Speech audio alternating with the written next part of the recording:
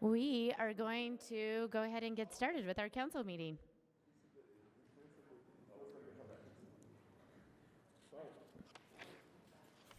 Good afternoon, everyone. Welcome to our first, come on down. Dan, you're so, oh, it's Chris. Where is Chris? Sorry, we're just waiting for Chris. And we have Ana, Councilmember Valdemoros, joining us online. Welcome, Councilwoman. So welcome to our first council meeting of the year, 2022. It's going to be a great year. I can just feel it. I'd like to welcome members of the public who are here in person and those who may be watching our usual video feeds online. I am happy to share that we have returned to a hybrid meeting approach, at least for now. It is so nice to be meeting in person and to be here with my fellow council members, city staff, Mayor Mendenhall. As always, thank you for joining us. And you know, these meetings do allow us to be together, but also to have people join us via WebEx. And so we are continuing also to watch COVID rates and to make the safest choice for all of us. So there may be updates in the future as we unfortunately continue to see COVID cases rise, but we will monitor those and make the best decisions we feel necessary for both our staff, each other, and of course, all of you. If you are here joining us on site, the council is following CDC guidelines to prevent and reduce transmission of COVID-19 and maintain healthy business operations and work environments. Thus, per an executive order signed by Mayor Mendenhall, face coverings are required for vaccinated and unvaccinated individuals inside Salt Lake City facilities. Therefore, we are asking everyone to keep your face coverings on at all times. I do have mine off because if you're speaking into the microphone, we do ask that you take your mask off simply for recording purposes and to make sure those watching and listening online can hear everyone adequately. For city staff and people here for briefing items, when you are addressing the council, you can remove your mask to ensure that we hear your comments.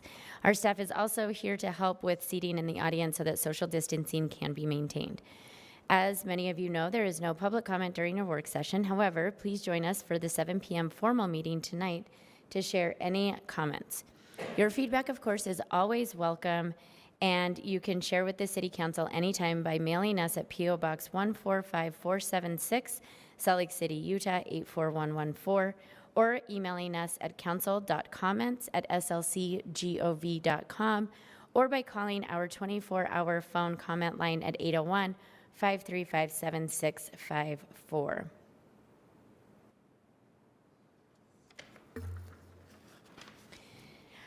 Our first item in this new year is the selection of a new chair and vice chair for the year 2022. Our staff has prepared ballots for us to use since we are here in person. However, Ana, I believe you will be texting Cindy Lou your vote.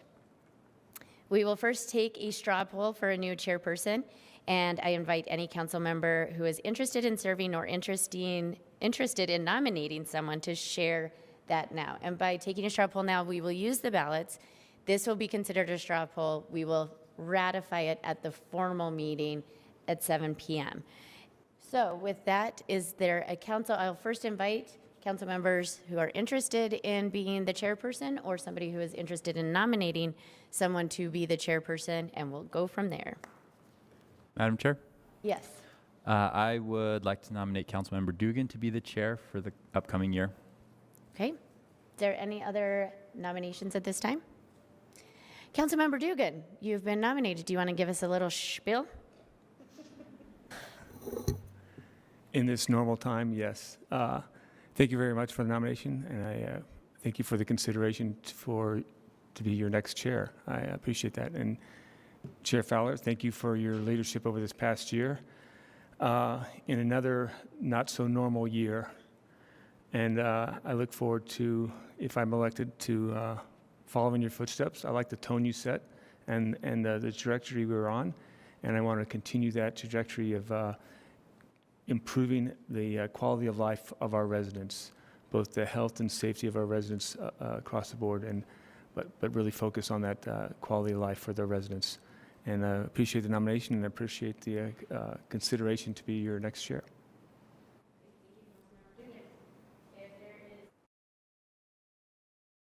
Mike. Thank you, Councilmember Dugan. Thank you for those nice words. And if there's no one else, we will pass out the ballots. And I did take the liberty of striking through Council Chair Fowler's name. Under council rules, she wouldn't be eligible, but we forgot and listed her on the list. Unless we change to dictatorship rules, and then.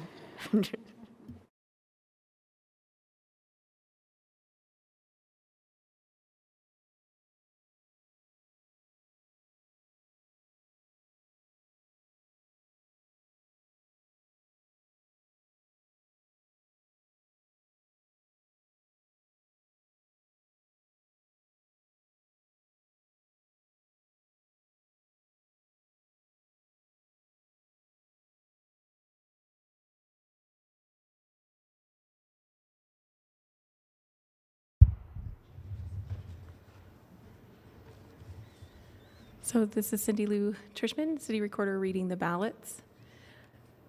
Councilmember Apoy voted for Councilmember Dan Dugan. Councilmember Amano selected Councilmember Dan Dugan. Councilmember Petro Eschler selected Councilmember Dan Dugan. Councilmember Dugan voted for Councilmember Dugan. Councilmember Fowler elected Councilmember Dugan. Councilmember Wharton selected Councilmember Dugan. And Councilmember Valdemoros also selected Councilmember Dugan for chair.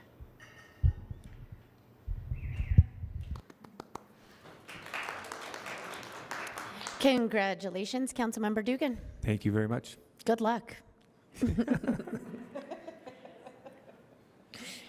Now we will hear from any council member who is interested in serving as vice chair or anyone who wants to nominate a council member for vice chair.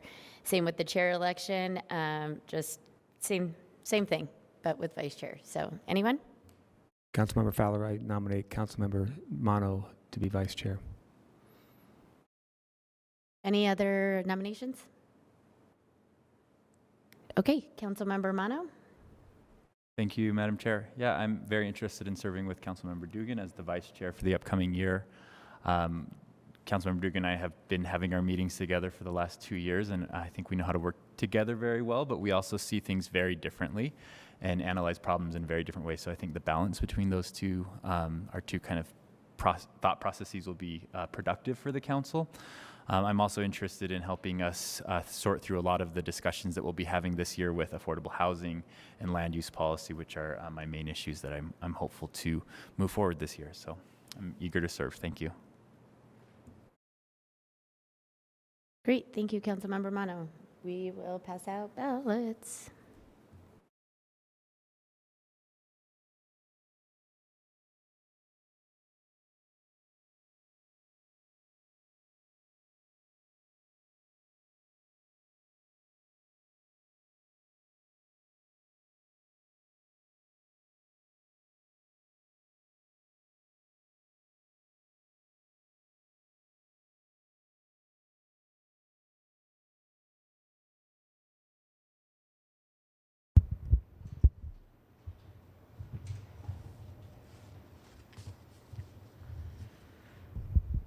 Councilmember Petro Eschler voted for Councilmember Mano as vice chair. Councilmember Apoy also selected Councilmember Mano as vice chair. Councilmember Mano selected Councilmember Mano as vice chair. Councilmember Fowler selected Councilmember Mano as vice chair. Councilmember Dugan selected Councilmember Mano as vice chair, and Councilmember Wharton also selected Councilmember Mano as vice chair. Congratulations, Councilmember Mano. Thank you.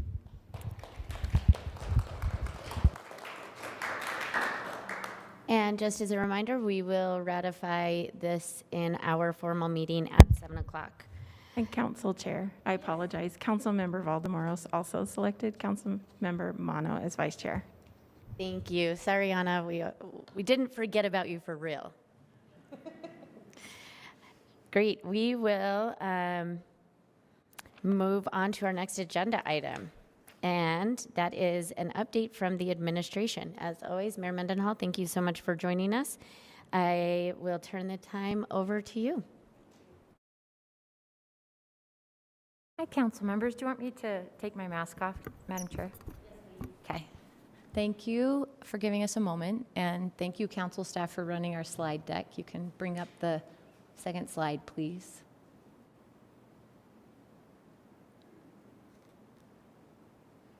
We changed the format a little to try to pique your interest.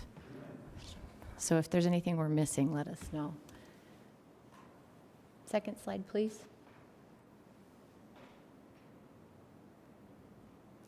So we're back to having every single county be in the very high transmission rate, where you know that we dropped down to, I think, 26 counties being there.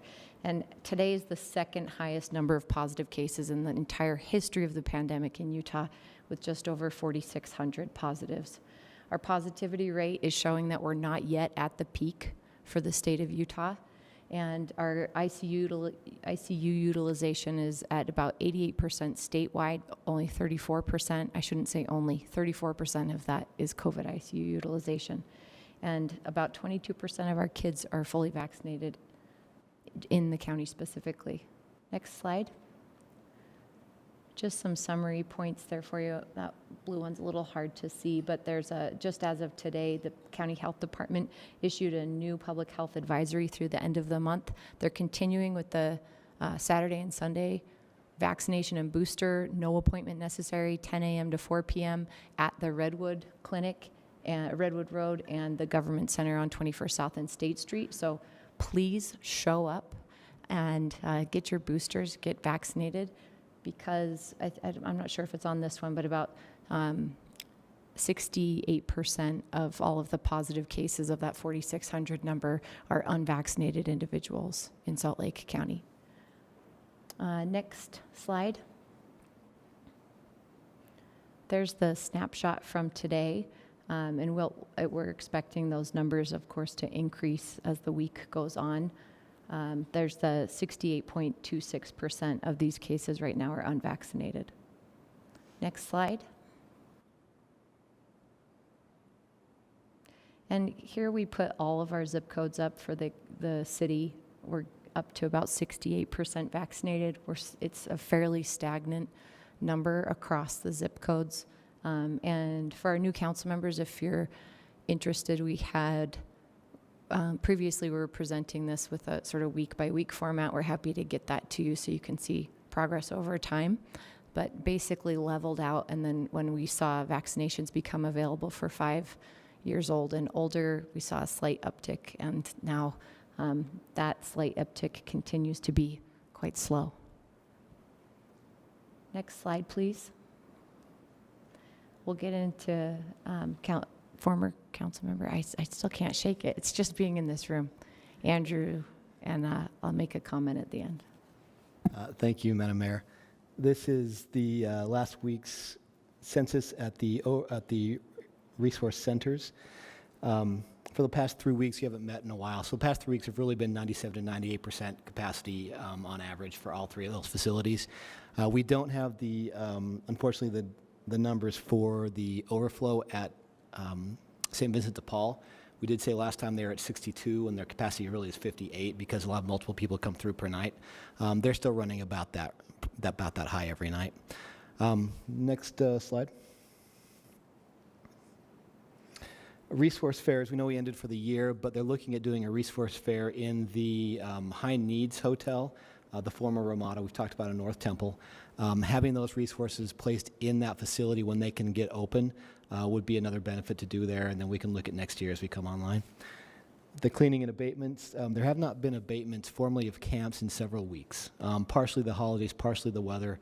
The health department and the city have agreed not to go into do that level of work. However, there are still ongoing cleanings, so that Advantage Services can still be called out to help with waste and refuge and things that are around areas in the city. So let's make sure that's still being broadcast out there, that is not ending. Now, the second piece up here you'll see is the vehicle camping, so to speak.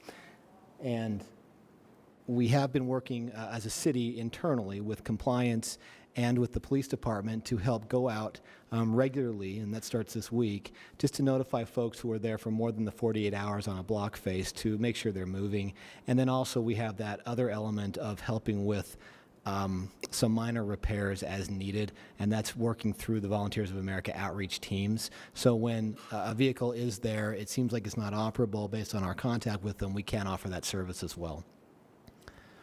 Any questions on that? And that'll be more consistent going forward. It's not necessarily going to be on a complaint basis. It'll just be regularly through the city trying to address this so that we understand that a lot of folks are using their vehicles right now, particularly when it's cold. We just don't want people setting up for weeks and weeks at a time in the same place, which causes a lot of issues around that area. Next Andrew, slide. Oh, please. Can I still direct constituents to make complaints about RVs through the app, and that team will still respond to it? Yes. Okay, Yes. it's just not exclusively complaint-based. No. So the app is still the most effective way to get to us, and we also can track more effectively so we can show response and all that to that. Thank you. Other questions I can address? Yeah, I have a question, Andrew. Yes. So in some of the encampments where there's still like persistent trash and it seems unsafe and unsanitary, when are we going to resume, or how often is this being cleaned up so that we can prevent rodents and other pests? Sure. So the city team is meeting weekly, ongoing, every week, going through all the reported camps and issues across the city, prioritizing based on the need they're seeing there. They can still have Advantage Services go out and do cleanings. And in fact, we have garbage pickup and things at these places. So that's still ongoing. It's just the large-scale abatement we've talked about before with the health department and sometimes more vehicles and things that's not happening currently. But let's make sure we're clear that we're still cleaning trash and still making sure that's addressed.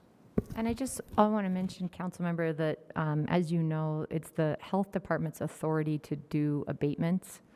And it's not, the city cannot and does not direct the health department's actions. We work collaboratively with them, but certainly they are still able and have their authority to do cleanups as they see fit. And of course, they're doing it in consideration of the circumstances with this time of year and the weather, et cetera. But we appreciate their collaboration, but we don't direct them. Yeah, thank you, Mayor. It is, again, every week we're meeting, talking through all of the specific camps and individuals and things we're seeing. Those abatements may happen in the future, but paying attention to the weather is a big piece right now, obviously. And then also staff. A lot of staff have been off for the last few weeks as well, so understanding that piece. And then the next slide we'll talk right here. We'll talk through a little bit. The press event on the 23rd that the mayor held to help the public understand there's a deep need for more staff to get the overflows open, and also for the existing resource centers. The Omicron variant of COVID-19 has really hit everyone. The resource centers as well, their staff have been hit, they're down staffed just based on that and in general. So it's not just the overflow need, it's the existing resource centers, the outreach teams. Everyone's sort of feeling the effects of this right now. So the mayor's effort and our effort as a city to use our platform to broadcast this need out has been helpful. The resource centers, the operators, the Road Home, Volunteers of America both report an uptick in applications, and they've been interviewing folks and offering positions and trying to get things moving as quickly as possible. So they express their deep gratitude and for your help in putting that out on your platforms as well. They really appreciate it. I'll mention that in the interim time, while we wait for them to have sufficient staff to safely open, I'm asking the state of Utah to consider doing what they did in 2019 or in the winter leading up to the 2020 winter when my administration started, and together we worked as a city to open the Sugar House overflow shelter. Prior to that, the state coordinated with service providers and state employees to open a warming center as an interim. And I am asking them to consider doing that kind of an action, which they have the authority and the capacity to do. In addition to that, we would love to see the state work with the service providers to not only help figure out how to bring those employees with collectively between the two service provider organizations. At our HRCs, they're down about 100 employees. They have about 100 vacancies. 100 vacancies approximately, thanks Cindy, between the two HRC service providers. And in addition to that, as Andrew was saying, being able to retain the employees that they do have is an issue, as it is with employment across the board. So hopeful and working with the state to try to figure out how they can assist in those two venues. So the thing that we asked about mostly has been the overflows and the status of those. Right now, St. Vincent de Paul is open every night. They're taking in up to 58 beds per night of individuals. Those are mats on the floor that happens year in, year out. The Wiegand Center, which is across the courtyard from St. Vincent de Paul, has a capacity for 35 beds. The Volunteers of America organization has not been able to open that yet due to lack of staff. They are actually trying to get that open first as soon as possible, and that would be nights as well. And then daytime, Catholic Community Services operates their operations out of there for day resources. The third is the largest one, which is the former Ramada, which is the High Needs Hotel in North Temple. That, per discussions with this council, was set at a maximum of 250 beds. That could be discussed as needs are day in, day out if there's a greater need based on weather and things in the wintertime. They're splitting those between two essentially conference rooms, which would be semi-congregate, with the individual rooms in that facility, and starting from the inside out to make sure there's security and safety for everybody. They're also talking through how do you prioritize the unsheltered, obviously, but also folks over the age of 70, 65, 60. And you'd be surprised, there's over 100 plus people in those categories who are currently homeless that are known by the providers by name. And so when we think about the homeless population, we have to also remember that they mirror the demographics of the country. The baby boomers are now a large demographic in the unsheltered homeless. And so they have specific needs to be addressed. And so part of the high needs hotel is to make sure they get in, and then everyone else that can possibly get in. They are currently finishing the fencing, I believe. I think that's actually been started and maybe almost complete at this point, and they'll be sending photos to the council and mayor to make sure that you see that. They're also finishing renovations. They're minor renovations, but cleaning of the facility to make it operational for everybody. They've hired the security staff, and they're trying to hire the rest of the staff to get going there. So operations are trying to ramp up as soon as possible, and they have sent to the city their safety and security plan. I believe it was a week ago, maybe 2 weeks ago now, that they've presented, and the city is also working with other jurisdictions on safety and security around that facility in the neighborhoods. So those plans are in place now. It's just a matter of getting the staff going to get that ramped up. Are there questions about that we can answer? I have one question, Yes. Madam Chair. So Andrew, have the service providers explored the idea of employing the residents to help with the staffing issues? Yeah, so the service providers have talked about that, and depending on the service provider, they have different policies within their organizations. Generally, they do want a little bit of distance between the folks who are getting services and when they start working for them officially, and that's for a number of reasons, but they have discussed those options, and they have reached out to partners, and really what they would love folks who have previous experience in homelessness working for them. Okay, so will they be employing after they do what, I don't know what they need to do. I don't know what needs to happen so that they can employ the residents. But will they be employing the residents at some point? Not officially in this program. If you're a resident there, you're receiving the services, and it's not a model that, as far as I'm aware of, by the providers to be set up to have residents run it. There are other models out there, peer-based programs, but that's not what the overflow is. The overflow is meant to be something that's very low barrier for folks coming in that might need a different level of supervision by staff than a peer-driven kind of program you're talking about. Okay, and so So you're saying for the warming one, the residents won't work to be employed, but what about the other ones, like the regular shelters? Will they be able to work to be employed? Generally, in the shelter model with the current providers, they have professional staff that's separate than the residents. In some, I think what you may be referring to are some, say, treatment programs where as you progress through a program, you take on more responsibility in a peer situation. That's not what these shelters have been set up as. It's a different model that these providers have used. So I would not anticipate at this point that they would do that, but that's probably a question for those providers. Thanks. I would like to start seeing that. I remember when I volunteered at the King Resource Center in the food pantry area. I think a lot of the residents, I feel like they would be happy to be helping as well. So I would like that to throw out there to the service providers to start looking at employing some of these residents, as we are all short-staffed, like in general in all industries. So shout out to the service providers to start thinking about that. Thank you. Sure. In some programs they have. In the VOA Detox Center, for instance, they're not employed, but while they're there, the residents do a lot of work in the facility, whether it's cleaning, cooking, laundry, and things. It keeps people occupied. A lot of times they want to be a part of that. There is a difficult line between being getting the services from a provider and offering them and getting paid to do that, or as exchange for being in the program, having to do certain things. It's a difficult thing for providers sometimes to mandate clients to be an employee and get services there. So sometimes they will encourage clients to help with things, but to have them as a formal staff member is problematic at times. Great, thanks. Andrew, it's not directly related to the Ramada, but Victoria, will you do me a favor and bring your mic closer?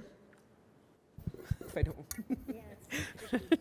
Okay, not directly related to Ramada, but in that 2-block span in the past week, we've had 2 RV-related crises. One being a fire at a gas station, one being a fire that resulted in at least 2 deaths that I'm aware of. I know this is a really unwieldy problem. Is there like some sort of guerrilla education? This needing to stay heated thing is causing a lot of stress on our emergency responders, a lot of stress on the... Sure. Is there any sort of like grassroots, education on, how to survive without dying and without compromising the safety of our fire people? Yeah, I know the outreach teams do a lot of that informal discussion about things, safety, safe practice as much as possible. It is difficult, as you may imagine, because some vehicles are very old and the source of fires could be a separate heating element in the vehicle or the vehicle itself, based on a lot of factors. And when it's cold, yeah, you're running an engine a lot or a separate engine inside that vehicle.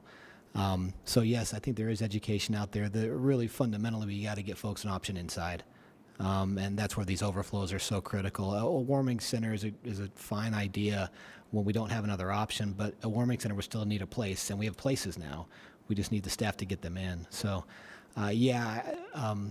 council member, I hope we're doing as much as we can and more than that, but it is a very difficult dilemma for folks who are out there right now. Madam Chair. I just, on the staffing issue with the wages that are paid to the staff members of these resource centers, is that set by the state? Is that set by the providers themselves? And do you think that is the issue with getting staffing, that they're just not paid enough? Or is it something, I mean, I know that as Councilmember Valdemora said, there's staffing issues across the board, but what needs to be done and where's the bottleneck in terms of that? Well, I'll start, maybe the mayor has something too, but from a provider perspective, you're right. It's always been difficult to raise wages across the board based on your existing contracts. And so for some providers who have multiple contracts within the same agency, there are different pay levels set, and trying to adjust one means you impact the other ones. So yes, when providers were at $14 an hour a couple of years ago, they had to increase. And so right now, I'm aware that the overflow and the resource centers are offering $14 to $17 an hour, which is way up from even a year ago. There is some belief that the more you can pay, the more people will be interested, which makes total sense. The question is getting more money into that system, and this would all be temporary money as well, most likely for the wintertime. Right now, the current contracts would not be able to keep paying that after, say, April. So yeah, I think that's a good idea, and maybe the mayor has a thought on that. Completely, and we know that you can go to a fast food restaurant and make that much money right now as well, sometimes even with benefits that maybe you can't find in the service provider industry. And the just the difficulty of seeing this coming and having a labor shortage that's been in existence far longer than wintertime this year is incredibly frustrating. That this isn't in the hands of any city to change the wages for service provider agencies, but it is a conversation that other levels of government could be having. And I think it's also important to recognize the employees who have been with these agencies and remain with them, not just the vacant positions that we're trying to attract people to. So, you know, we couldn't say, hey, all of you have a conversation about sweetening the pot on these vacant positions. You can imagine what that would do to the morale and the retention of their existing staff. So it is wholly inclusive. And the city had this conversation, as you know, back in July when we looked at doing pay increases. So it is very problematic. It's sad and frustrating that the collective we of the state is at this point, and it's really it's heartbreaking. The state does not set the wages. Those are usually market driven based on the providers.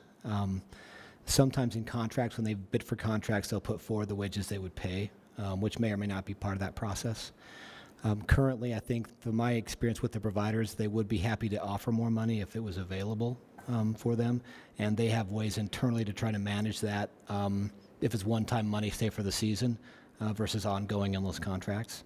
But I think they're open to those discussions if there's a desire from funders to do so. Do you see a city role in that conversation, though, or is that more of a provider to state level conversation? Absolutely not a city role in that. Not any city.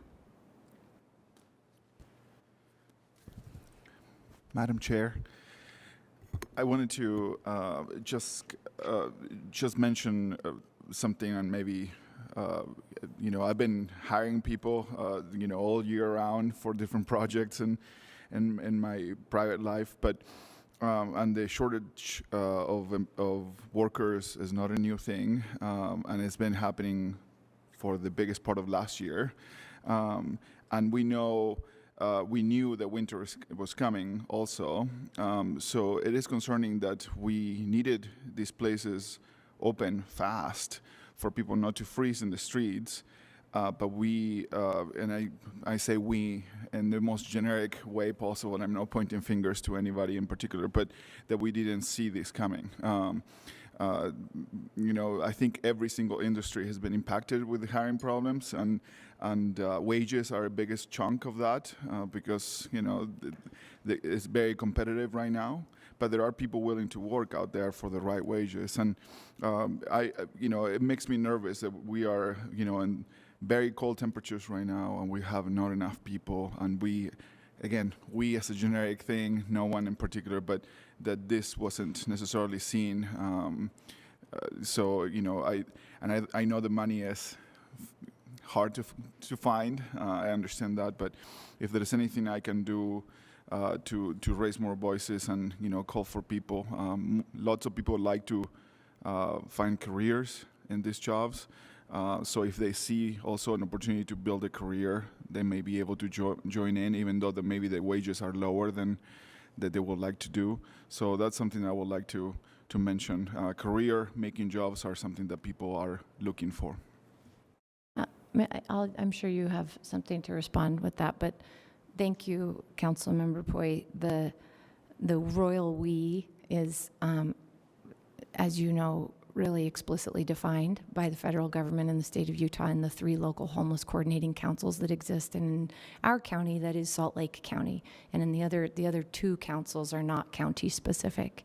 But here it is the Salt Lake Valley Coalition to End Homelessness, and they, we have been talking about the need for ongoing winter overflow shelter secured option for over a year now, certainly longer than that, but that there's been a concerted effort to find a property by that organization who is federally and state funded and legally directed to do it. And as you know, they have 0 land use authority, so finding a willing partner in a city level to allow that kind of use if they find a property has been an unsurmountable challenge, in addition to the funding possibly to be able to pull it off. So this we of the state of Utah and really the individual cities who ultimately have city councils like you who make land use decisions that say no time and time again to hosting homeless services, be they temporary winter overflow shelter or permanent homeless resource centers. There's only a small handful of us, and it's not okay, and it's not sufficient, and it's not sustainable. So I share in your frustration and the lament that here we are in January without a winter overflow shelter open, and we've seen this coming, and we could have painted the picture back in July of what it would look like, and this is what it looks like. It's heartbreaking, and it's unacceptable. I think we'd all agree on that. I think the long-term planning also means that having seasonal shelters is difficult for a lot of these reasons because you're hiring seasonal staff part-time. And so if you have a tight labor market going into seasonal part-time position for the same pay as a full-time, full benefits position, perhaps not even a choice, right? So the coalition's desire to have a permanent option for the emergency beds that are still needed that would be year-round makes a lot of sense from an employer perspective as well. So I think they would agree with what you're saying. For the system itself, it makes total sense as well. I'm sorry, I meant to mention, which I meant to send to you through a brainwave, that there was an order of operations where they couldn't start hiring until they knew that they had a facility, and they didn't know they had a facility until they had land use permission from the city to do so. So there are some cogs in that wheel where they couldn't start hiring before they had that secured. And if you're really interested, we could go through a longer discussion of all this and all the cogs. But I know right now we're limited, so Madam Chair, what would you like? We're over, I'm sure. Thank you. Did you want to say something? I do just want to end on one other thing that as former council member Ferris emailed all of us at his last official act as a council member, and he and I spoke quite a bit about it. I would and am very interested in looking at an ordinance change of a Code Blue ordinance or some sort of procedure when we have extreme cold that's outside of the winter overflow shelter. When we're talking about emergencies, I think there are times that there has been some vagueness around what that may mean, but I think when temperatures drop to a point where we have people literally freezing to the ground, then that's an emergency.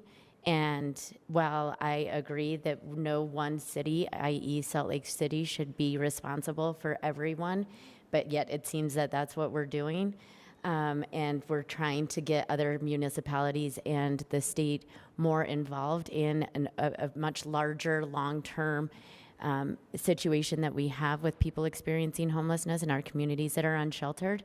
But if I'm looking right now at the Coalition for the Homeless with the Department of Homeless Services, and they do have a policy for Code Blue when we drop below a certain temperature and open buildings simply for a short period of time. And in this case, the policy I'm looking at, it's from 4 p.m. to 8 p.m. And Mayor, I see you want to say something, but I just want to throw this out that I would like to look into what this looks like for us when temperatures drop below, and that's something that I'd like to see us as council kind of think about and what that could look like. I understand that there are staffing issues. I understand that in some ways we run straight up against the same problems that we're having, but I think it's a creative solution that I'd like to look into. And I'll be brief. As of today, we have a city council where none of you were a part of the site selection process for the homeless resource centers. And the commitments that we made to maintain the cap on those resource centers were written in blood by those council members. We were there. James was there. I understand we're with a new council and it's a new time now, but that's what Code Blue means. It means that the caps are lifted on the homeless resource centers, and the communities that you represent, who are hosts, have no assurity about when those caps are, besides temperature, have no assurity about how many people are going to be hosted in those communities. It could be discussed that there are other facilities, but I will say that for me, this is about responsibility and role clarity, which Salt Lake City is working feverishly to define with our partners at the Salt Lake Valley Coalition in Homelessness, the county, and the state of Utah, in addition to other municipalities. But that this is a conversation for the state to have about state facilities and what Code Blue means. Hopefully not an overriding of the commitment that we made as a city to the communities who host the HRCs. And as it's written today, that's what it would override. Respectfully, Mayor, I understand that, but that is why I mentioned that it's something that I think that we should look at and research, so that we are at a point where, if it is something that is feasible for our communities, that we have a warming center. So completely understand that we weren't there at that time and the commitment that was made, and want to respect that as well. But I think, again, in times where we have temperatures below 12 degrees or 18 degrees, that there should be something. There are ways Yeah. that we can look at this, and that's what I would encourage all of us to be doing, is looking at that. Simply put, is there any other questions about this? Clearly, we could go on, but we have other items on our agenda. For a start on that discussion, Madam Chair, the coalition, the Salt Lake Valley Coalition, did have a plan in place as of last year, but it requires, again, local participation or state participation. So the state did have a law at one point that required every local jurisdiction or coordinating council to have a plan for these situations. I don't believe that's in place at this point, but that would be a starting point to discuss this if you're interested. Great, we can talk offline as well as we continue looking at this. Thank you both Thank so you. much for joining us. And we will move on to our next update, which is our update on racial equity and policing. We have, hopefully, we have Allison here with us in person, and then I see Coletta online up there, Chief Brown online up there, and I don't know if Moana was joining us today as well, but I will first turn it over to Allison. Thank you. Thank you, Madam Chair. I just want to mention, before Coletta gets started with a presentation today, or rather several items today, that the next REP Commission meeting is scheduled for January 18th at 5:30 p.m. And in the future, the REP Commission meetings will be every third Tuesday at 5 p.m. 5:30 p.m. I realize this is not great for the council, because it does conflict, in many cases, not all, with council meetings, but the REP Commission made that decision for that scheduling because it worked out best for them. For additional meetings that the REP Commission may begin to do shortly in terms of smaller group meetings, subcommission meetings, I would recommend checking the boards and commissions website. I'll try to announce them in the future as we have that information, but so that people don't necessarily need to tune into all the council meetings, check the boards and commissions website and the Racial Equity and Policing Commission page. As I mentioned earlier, Chief Equity Officer Coletta Lynch will be speaking about the Salt Lake City Police Department's response to the REP Commission's first-year recommendations. Looks like the chief may have something to say about that as well, since he's on. And she also plans, to touch on Human Rights Commission meetings, some new hires, and the status of the citywide equity plan. So I will leave it to Coletta unless there are any questions. Council members? All right, Coletta, the floor is yours. Good afternoon. Thank you, Madam Chair, and thank you, City Council members. It's good to be with you all today. As Allison stated, we're going to start off with the REP update. because it's the most time sensitive. And I want to yield some time to Moana and Chief Brown to talk about briefly the report.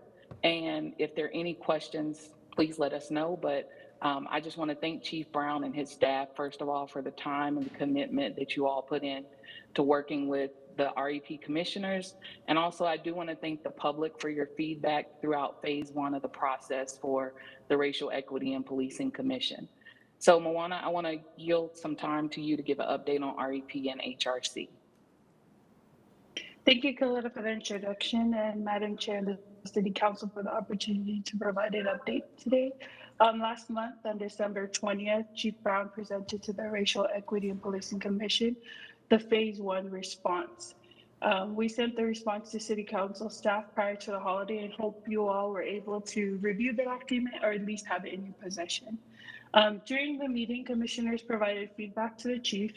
There were some budgetary review items, and these will be submitted to City Council at a future date when the commission has had further time to deliberate. If you have any in-depth questions, we're available offline, but we have also invited Chief Brown, as you see here with us today, if you have any general time-sensitive questions. So Chief Brown, if they have any questions, you can open up the floor for that. And council members, I did forward that REP Commission recommendations to you, I think it was back before Christmas holidays. Council members, questions? Okay, thank you, Moana. I think we'll turn it over to Chief Brown. Okay.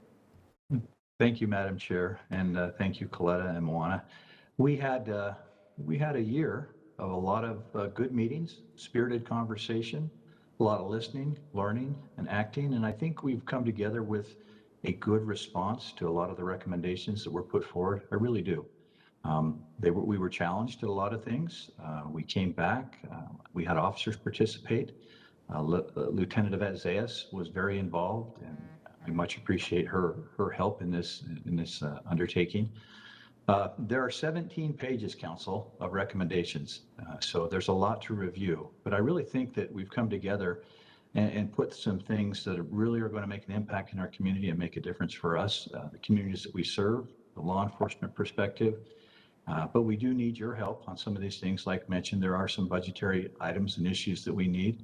So if we can kind of break this elephant down and eat it in bites over a period of time, the meeting that we had, I think, went 2.5 hours. So, if you have any questions to the report, or if you'd like a little more time to look at it, we can come back again as well. Council members, questions, comments, thoughts?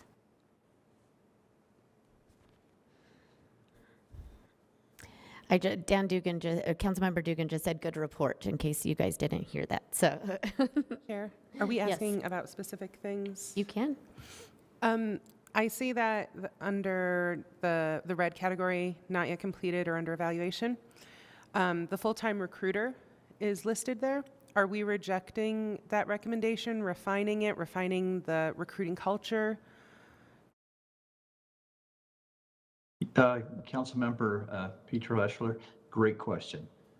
We need a full-time recruiter, and their conversation was, do we have civilian, or do we find a law enforcement officer? And the conversation ended up being is we look for a full-time position within the police department, an officer that can go out and represent these different groups. But a full-time recruiter, that's a different element. And what we'd like to do is hire somebody, or I'd like to work with our partner Deb Alexander in HR and have her hire a specialist that can help us with that recruitment.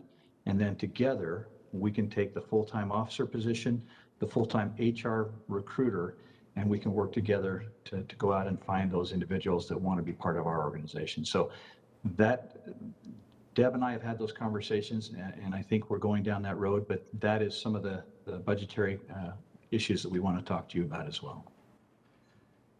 Madam Chair, one more. And I see some of these things, as particularly under the red, appear that they would fall more to dispatch than you, such as the 911 script and the call diversion. Are they being engaged, or is that being delegated to your department to handle? Councilmember, what we'll do is we'll definitely work with Director Myers and develop a script. We'll bring our social workers, Jessica Waters, into the mix. We'll bring experts from these different disciplines to help us develop the conversation or the script so that we can actually find the best resource to divert that call to. It may be that we send it to our co-responder model. It may be that we send it to the fire chat team. It may be that we send it to another resource, but yeah, we'll work together with our partners, many partners, to figure out the best option.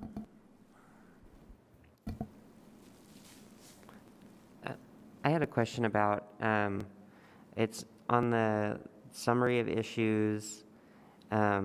It's not under, I don't see it on the, like under the red circle about developing the police civilian response team. And I know that is a really big effort, and we're asking, oh, so that was separate. Like, I don't know if that was intended to be on the list, but I didn't see it there, but I'm glad it was included in the report on page 17. Separately, I know this is a really big task, and we're asking you to do something that doesn't exist in a lot of places, and we want you to do something that's unique to Salt Lake.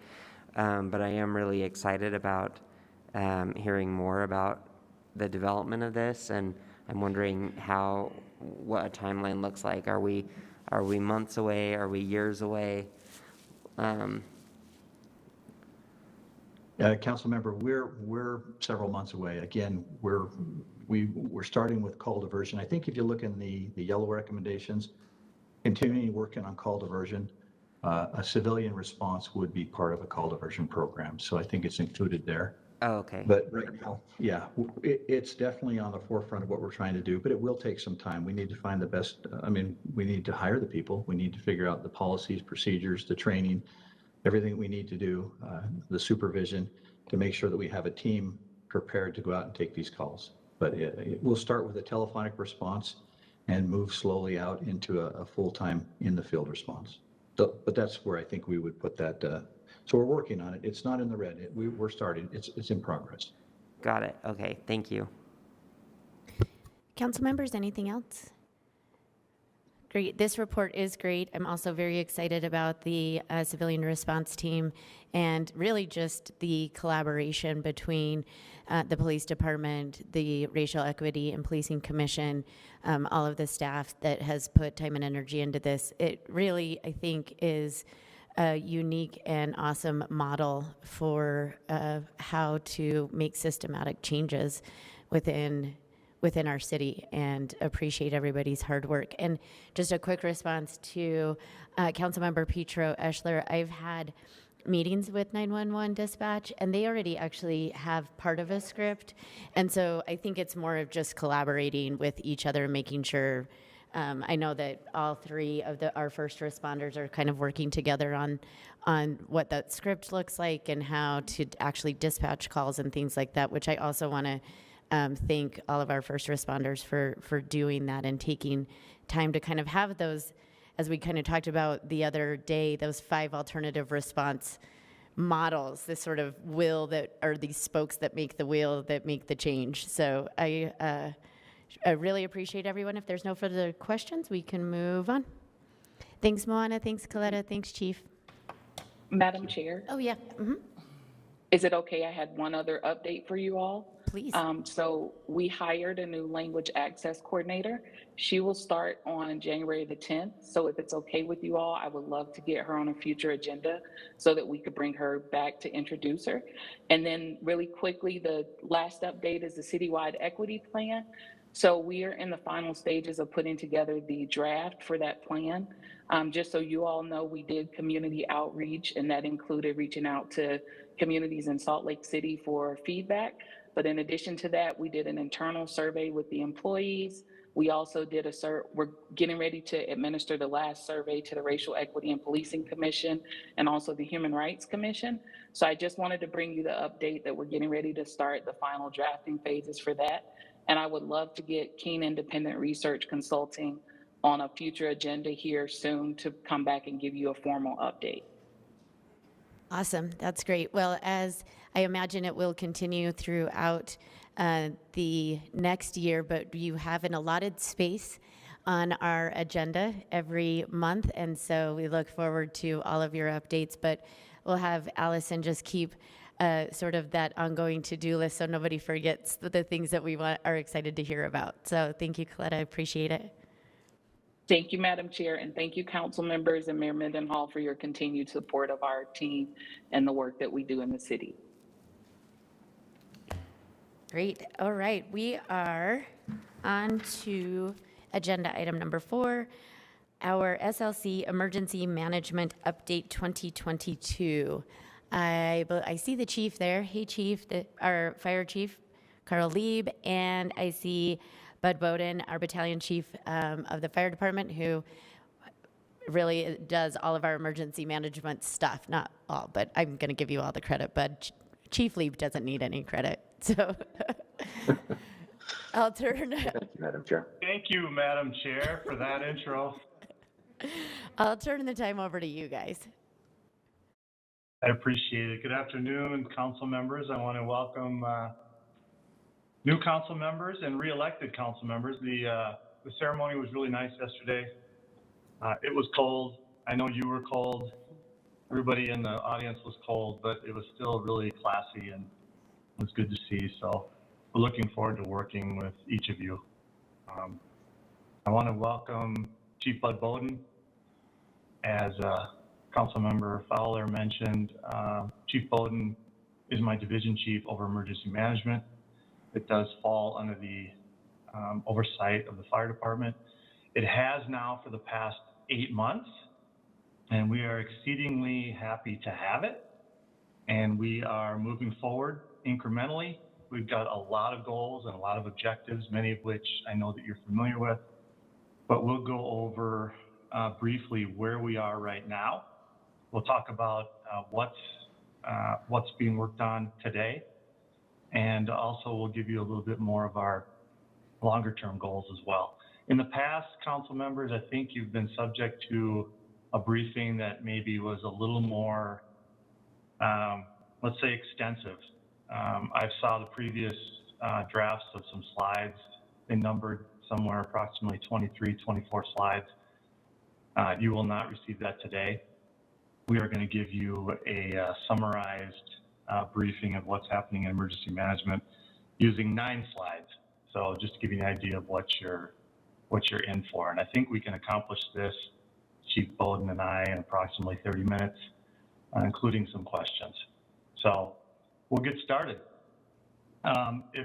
If Taylor, do you have our slideshow, our short presentation up? Could I get someone to put the first slide up, please? Carl, I am not seeing it, but I am happy to make you the presenter so that you can present it on your own.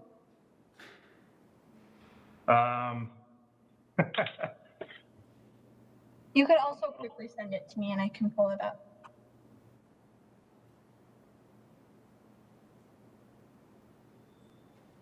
Chief Bowden, do you have that slideshow handy right now? I am working to pull that up right now, Chief. Okay, I'm going to have Chief Bowden grab that and send it to you, Taylor. Or if you can put it up, that would be good. Yeah, it'll take me just a minute to pull it, sir.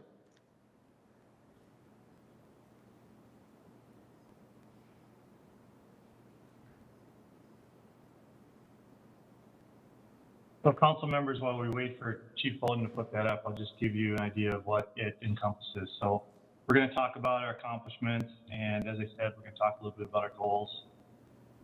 I'm going to have Chief Bowden discuss in a little more detail activation levels and notifications for each of you, so you'll know when to expect to hear about what's happening in your respective districts. We're going to talk about what the Emergency Operations Center, or EOC, actually is. Then we'll talk about the division structure within the EOC.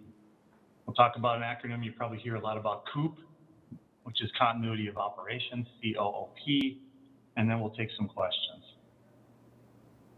Bud, were you successful in finding it? Should be sharing it. I can't tell if you're seeing it or not. I'm not seeing it. I don't know if any of the council members are seeing it either. No, we're not right now.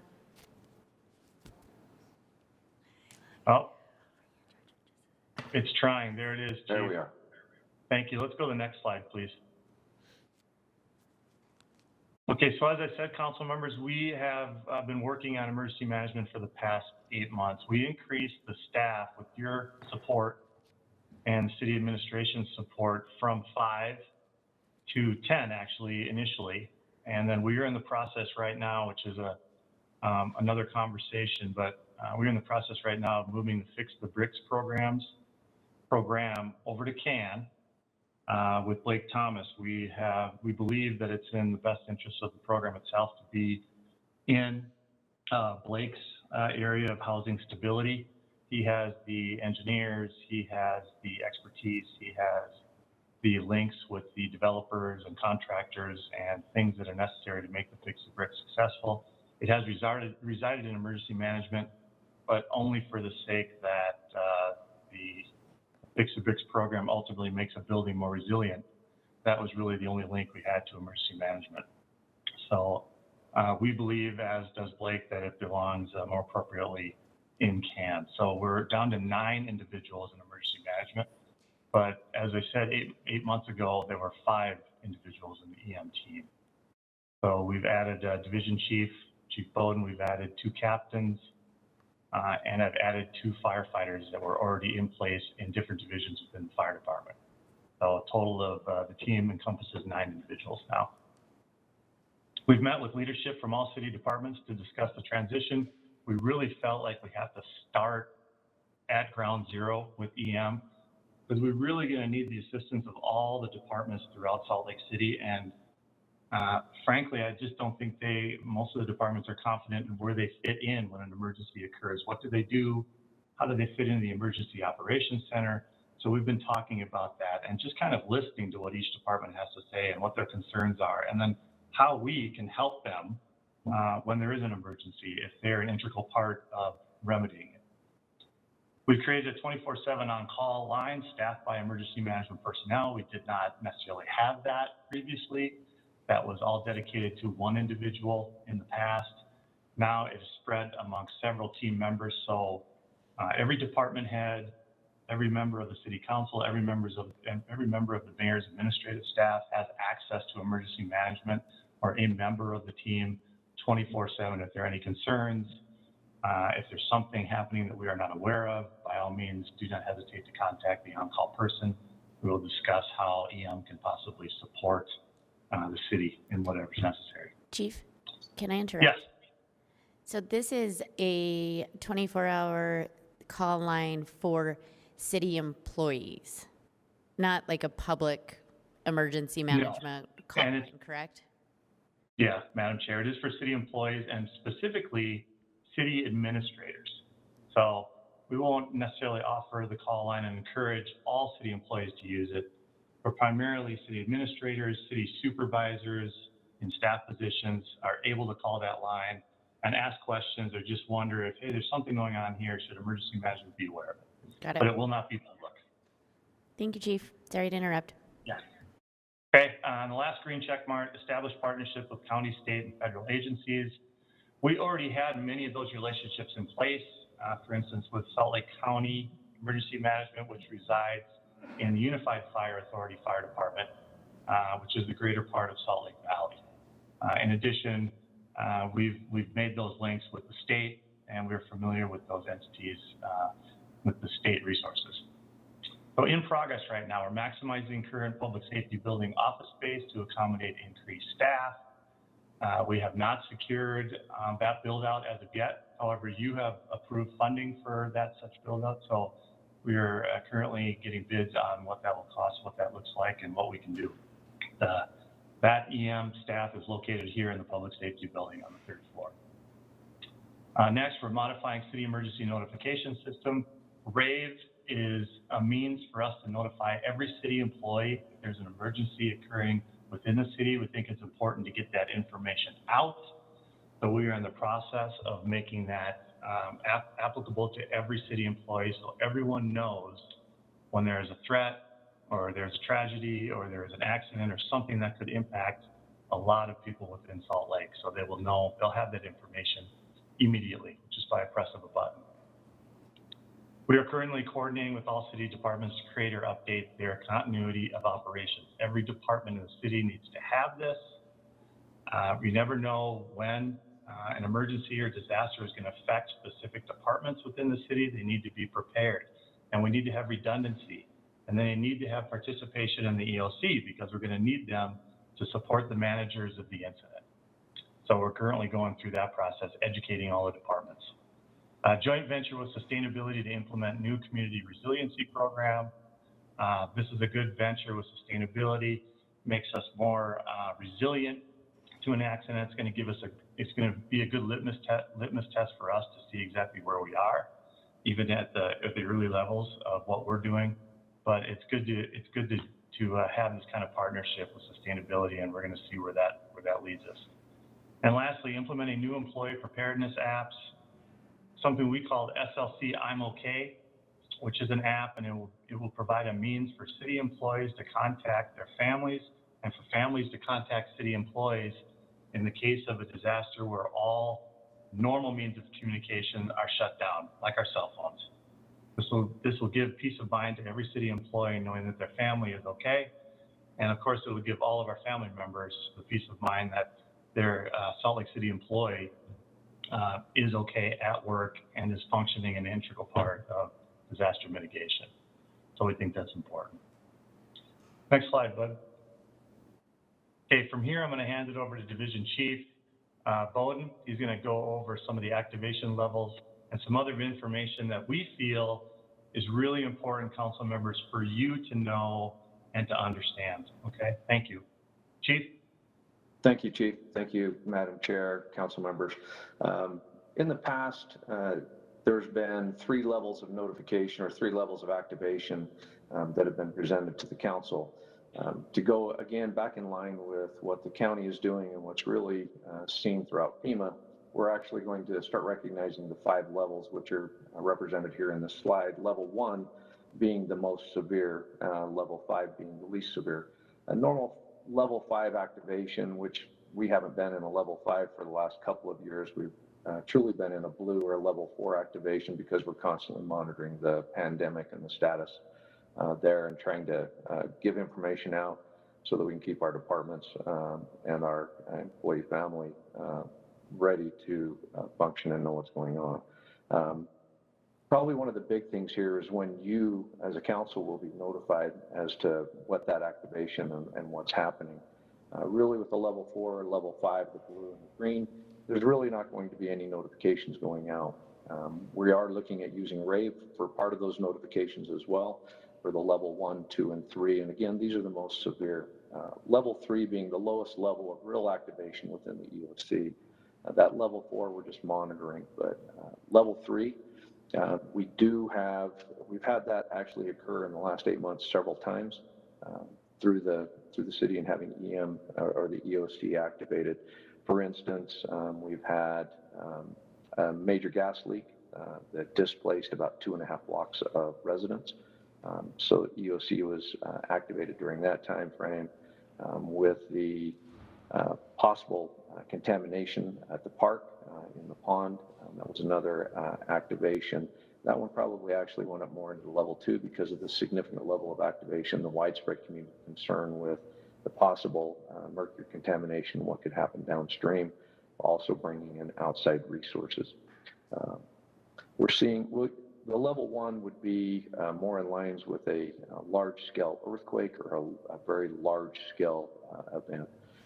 The way that we're working right now with the notifications is through RAVE that we notify your council executive chair who, through conversations with the incident commander as well as the EOC, EM on-call person would make a determination as to which council members should be notified. If, for instance, a level 3 having that activation with the gas leak, making sure that we're notifying the proper council members so that they can be aware of what's happening with their constituents. So really on the EOC, there's some questions have come up about what does the EOC do when they stand up, and there has been some confusion on this, that one of the things that people have thought is that the EOC, once they are stood up, they're going to go ahead and take over that incident command and just run the scene.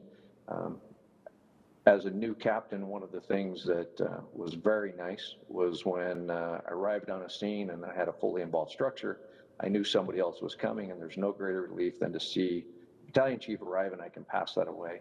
That's not what we're here for. We're not going to take that away, and we're not going to take over for public utilities or public services or the fire or police. We're here simply as a resource.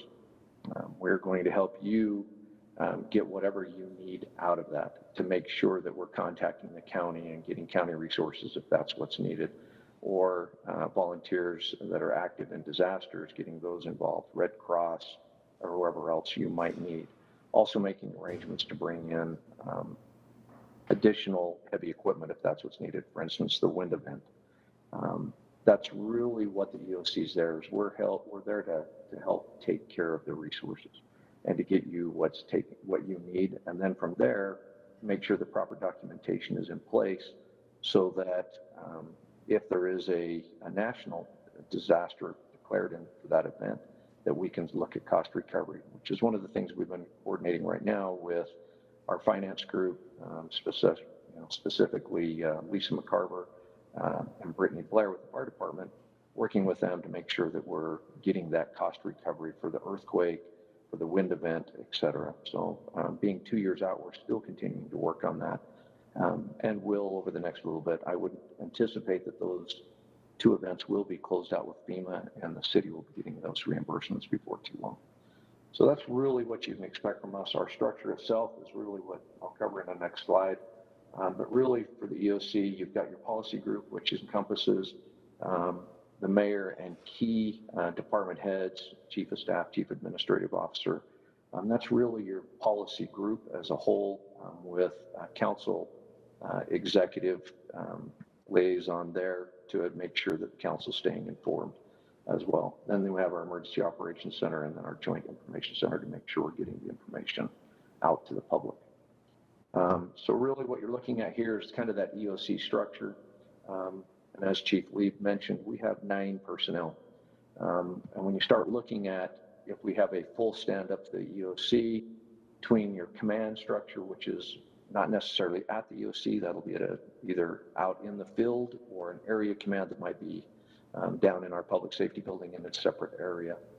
But then you start looking at your liaison officer, your safety officer, EOC coordinators, et cetera, your operations sections chief, and everything that goes with it, with the potential of having 15 essential service functions, the planning section chief, and another 5 units. You can see really quick, 9 people cannot handle this. It's impossible to do that. And it does take a lot of involvement, 100% commitment and engagement, really from all city departments to make sure all of those spots are filled. That does take a great deal of demand. We can go into that further if you do have questions on that. I don't want to run us over the time to make sure we can keep you on schedule. Really part of that structure when we start talking about the operations section, excuse me, I'm home with a little sore throat today, so that's part of the reason why I'm not in front of you today until my tests come back. The operations section, the planning and intelligence section, logistics section, finance.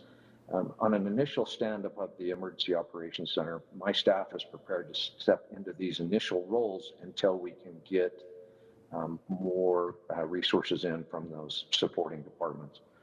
For instance, our operations section would be handled at least initially by Captain Carter, who was over it'd be Captain Lightfoot, which is now will be Captain Simons will be taking over our operations section. So he would initially run that until we can get those other supporting people in and get the different units activated. The planning would be taken care of by Captain Carter, logistics by Lisa Demmons, and then finance and admin, really for that section, when you start looking at that, Initially, that would be covered by Brittany Blair, Lisa McCarver as that operation or as that finance admin section chief until we can stand up another person in the time unit, procurement unit, compensation and claims, as well as cost.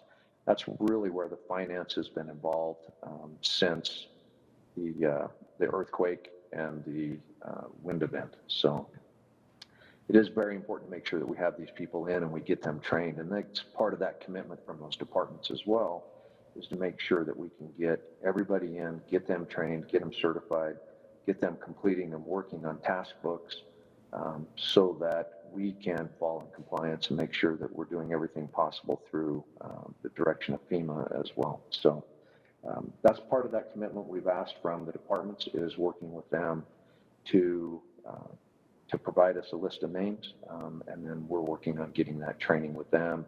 And that might even be sending them out to EMI, Emergency Management Institute, or the National Fire Institute, our academy, to make sure that they're getting all the training that they can, as well as bringing people in. One of the key things we're working on right now is our debris management plan. There's some training coming up the beginning of February and the end of March for those people that we're asking to step in and sit on that committee to get us a good debris management plan put together, again, to make sure that we're able to recover some of those costs in the event of a wide-scale disaster.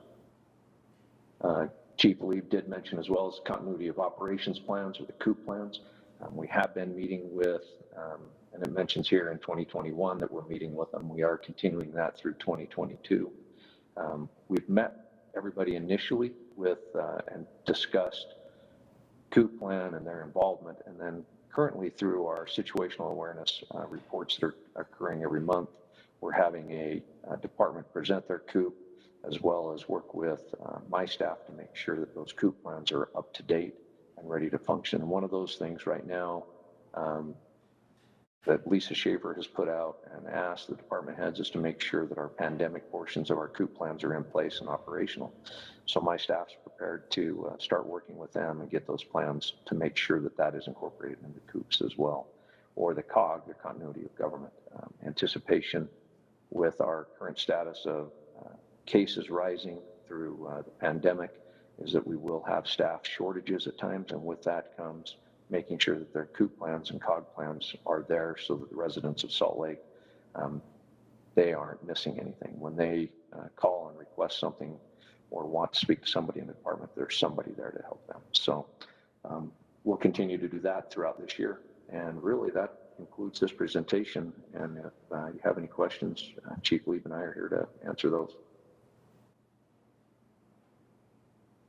Council members, questions?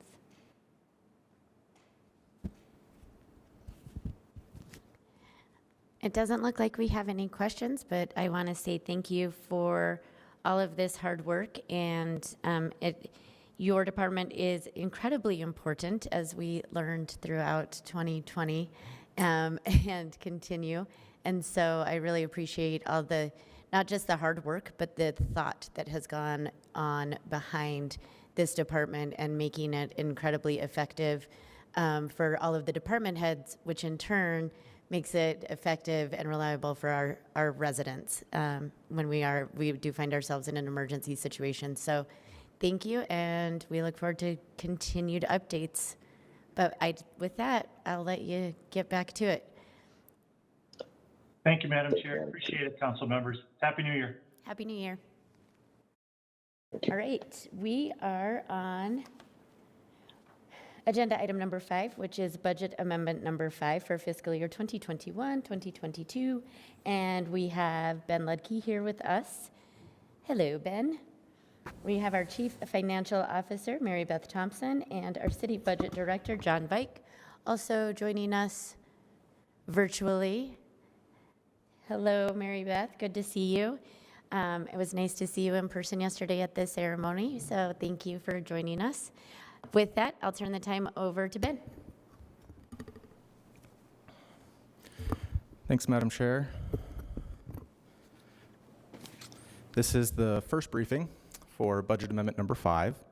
The Council is also scheduled for a public hearing tonight on this item. You'll note that the motion sheet includes partial adoption of some items. Some of these are time sensitive.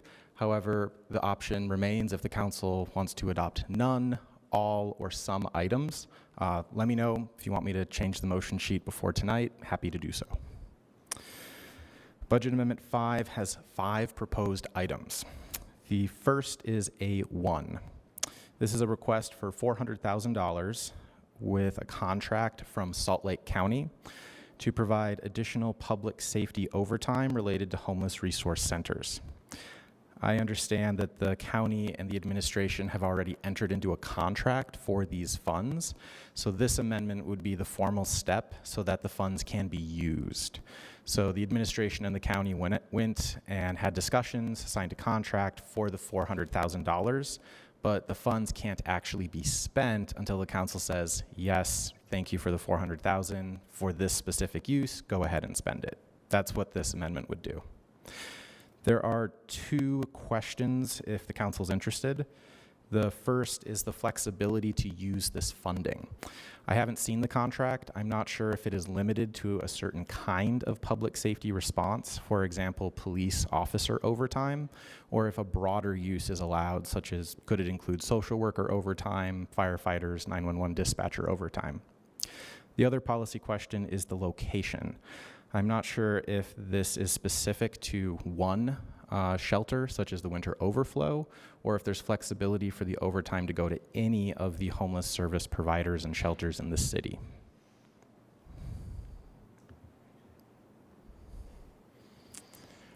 I'm not seeing any questions, so I'll go to the next item. That takes us to E1. This is a request for $3 million from a state grant for the switch point conversion of the airport in. This creates 100 units of temporary or transitional housing. This is for low-income seniors and veterans. The funding is from the state, but it does need to be approved as part of a budget amendment because it was technically the city that submitted the application, and the funding comes to the city and is then passed through to the Switchpoint nonprofit. Last fiscal year, 2 fiscal years ago, the council did approve $2 million from general fund balance to go to this same redevelopment project. So this would be in addition to that $2 million. And one policy question, if the council is interested in asking the administration for an update on that redevelopment, if it would be fully funded after this $3 million is approved. The total cost was estimated at $8.5 million last time this was before the council. That included $6.5 million to purchase the property and another $2 million for renovations. The latest information we've received is that $5.5 million has been funded, assuming this is approved. I'm not sure about the $3 million gap if other sources have been found to fill it.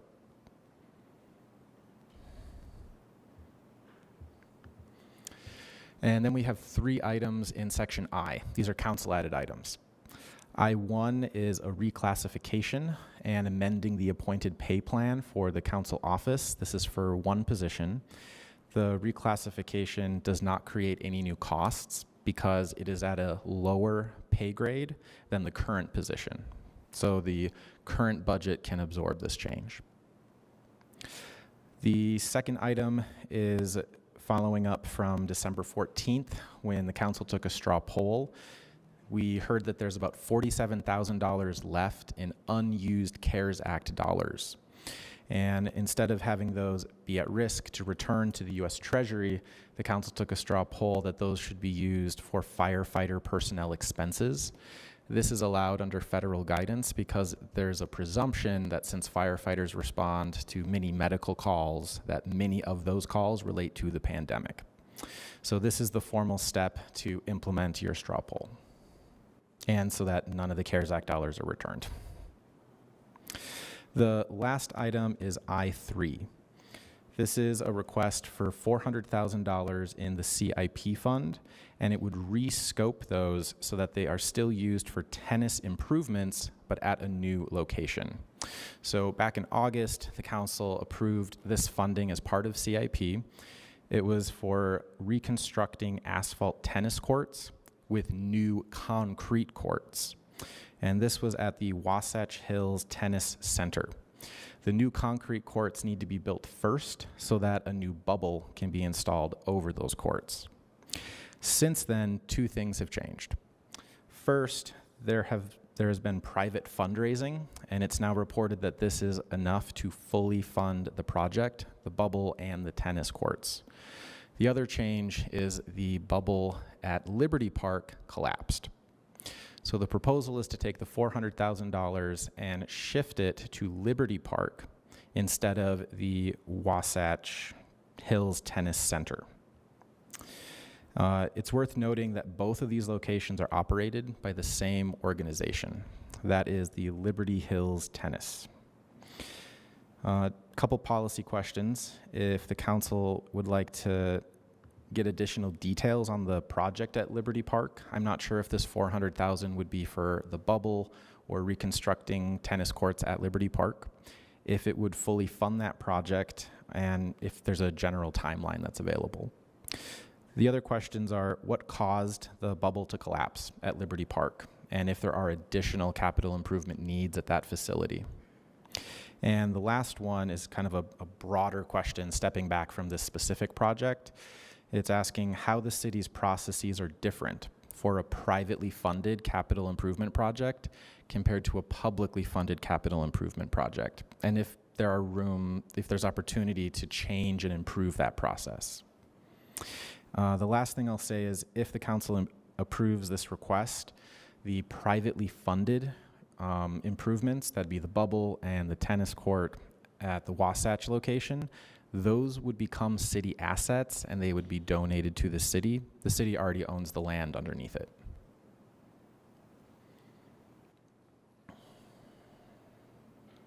Anything else, Ben? Those are all the items. All right, council members, questions? Madam Chair? Were you pointing? Yeah. Sorry, I saw, yes, Darren first, and then I think Anna. I think Victoria was pointing at Anna. So first Darren, then Anna. Okay, thanks, Madam Chair. I'm interested in just understanding a little bit more about the relationship between Wasatch Hills or Liberty Hills Tennis and the city. But I think I'm more interested in that broader question of a private organization that is leasing city property and what sort of how we're planning for capital improvements that are needed on that. And I'm thinking of other places like the Odyssey House roof restoration that we just funded, and also things that may be needed at the Leonardo or other city-owned facilities that are being used by other places. Is it like, how does that relationship work, and is it always just CIP funds that go into that? Because it strikes me that if we were a typical landlord leasing out space, we would have in that lease agreement some sort of funding coming in order to offset some of those. But I know a lot of those leases are for very little, so that's obviously not happening. But just kind of wondering how that general process works, and I am interested in if there are improvements on that. I have just a few things. I think that unfortunately there is no one answer to that question, since in my kind of observation of the city's agreements with organizations over the years, it really depends on the financial health of the organization itself. Sometimes the city is leasing to that organization in an effort to help them exist, for example, the Leonardo. And in other cases, like typically our agreements with the county, when the county is operating in our facilities, we do build those kinds of expectations into the agreement. And so sometimes, the county's responsible for everything under $50,000. In the case of the Eccles Theater, there's actually an annual line item, to fund capital improvements at that theater. But there's a lot of organizations like the Odyssey House, for example, that just don't have the financial capacity to cover that. And so then in those agreements, typically capital needs are not addressed, or it's assumed that the city covers the capital needs because the nonprofit couldn't necessarily afford it. It doesn't mean that the city can't put those in the agreement, but in the past we haven't, in a way of supporting that organization. It doesn't mean that that's not an option though. So yes. So to your to your earlier question, in those cases where it's not built into the agreements, it always does end up in a CIP application or sometimes a budget amendment to address an emergency that has happened because the CIP application wasn't funded. So. Thanks. And then, like, for instance, with the Wasatch Hills Tennis Center, are there like open play days that people that are not members of the tennis center can actually go and use the facilities? Like, what is the public benefit for that? And I mean, also related to Leonardo, like, I don't think that there's any like one night a month where it's free to the public, like a lot of museums have in different cities. But what are the kind of public benefits from that Wasatch Hills Tennis Center? Maybe Councilmember Dugan knows. I think that it is open to the public. The cost, of course, is much less than a tennis club, but it's more like golf in that it is a pay-to-play situation. Yeah, exactly right. They're public courses or courts, both at Wasatch and Liberty Hills. Wasatch has 4 courts underneath the bubble, then they have outdoor courts. Liberty has courts underneath the bubble, then there's 22 outdoor courts. Yeah, it's city-owned property, but the nonprofit and the Coach Mike's group runs those centers, and they do all sorts of different programs. And part of this donation that this 2 families made, one went to $100,000 of scholarship for tennis programs for underserved kids. So, and the bubble is one thing, but lighting and resurfacing of the courts were the main things on Liberty, and they're not time sensitive, but they can be done in increments over time, over the next years or so. Thank you, Councilmember Dugan. Councilmember Valdemoros? Great, thank you, Madam Chair. Ben, I want to understand your question about the clarification on private funds, donations to capital improvements. Like, what was the question there that we should be thinking about? So the broader question is, how does the process differ when there's a privately funded capital improvement versus a publicly funded capital improvement?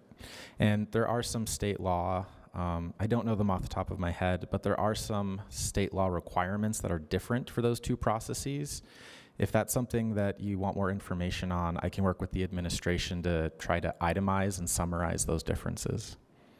Yeah, that would be great. I think we, so it seems like this is the second time I hear of people wanting to privately fund a public use. And another one is the pickleball courts at Pioneer Park, and it was going to be privately funded. So I would like to get more information about that. And then if we need to put a system in place, let's do it, because I'm sure there's a lot of people out there that want to help our parks and other places for the public good. So, and I think Cindy I has don't a little no to money. I think Cindy has a little more information on this as well. Yes, just the city council several years ago did initiate a donations ordinance, and that did streamline things quite a bit for private individuals or organizations to contribute assets to the city. Sometimes it's as small as a park bench or a tree. Other times it's a significant thing like this tennis facility. The council at that time wanted to streamline it and encourage those sorts of donations. We have even had people talk about donating, like there was at one point someone wanted to donate a pavilion at Glendale Golf Course. So sometimes if a construction firm or a design firm or both are involved as part of the volunteer group, then they can save a lot of money by donating that labor too. So there is a provision in state law that allows for the private entity, if they are paying for 100% of the asset, they are allowed to construct the asset. And so, and that's something that the city has to closely coordinate, and it still is an expense for the city, but it means that, that we don't have to put it out for bid for each step along the way, the design, all of those things. And so that is a way to kind of maximize those public contributions and actually get something of significant value as long as it's built to city standards. The difficulty is in then maintaining it in the way that it needs to be maintained. And I think a good example is the facility at Liberty Park that was the Seven Canyons Fountain. It was a generous donation many, many years ago, and it was just difficult for the city to keep it maintained properly, and unfortunately, we've lost that asset. So it is, the maintenance part is difficult. But sometimes if someone's contributing, you don't want to say, okay, great, how will you maintain it? You look at it to say, is this something that will add value to the constituents' experience? And if so, you may want to accept it and take on the maintenance costs. So we have a pretty streamlined process now. It's much quicker to donate and build something yourself than the city could build it. It's probably going to cut at least a year off of the time so that they can put these contributions into a facility that's operational.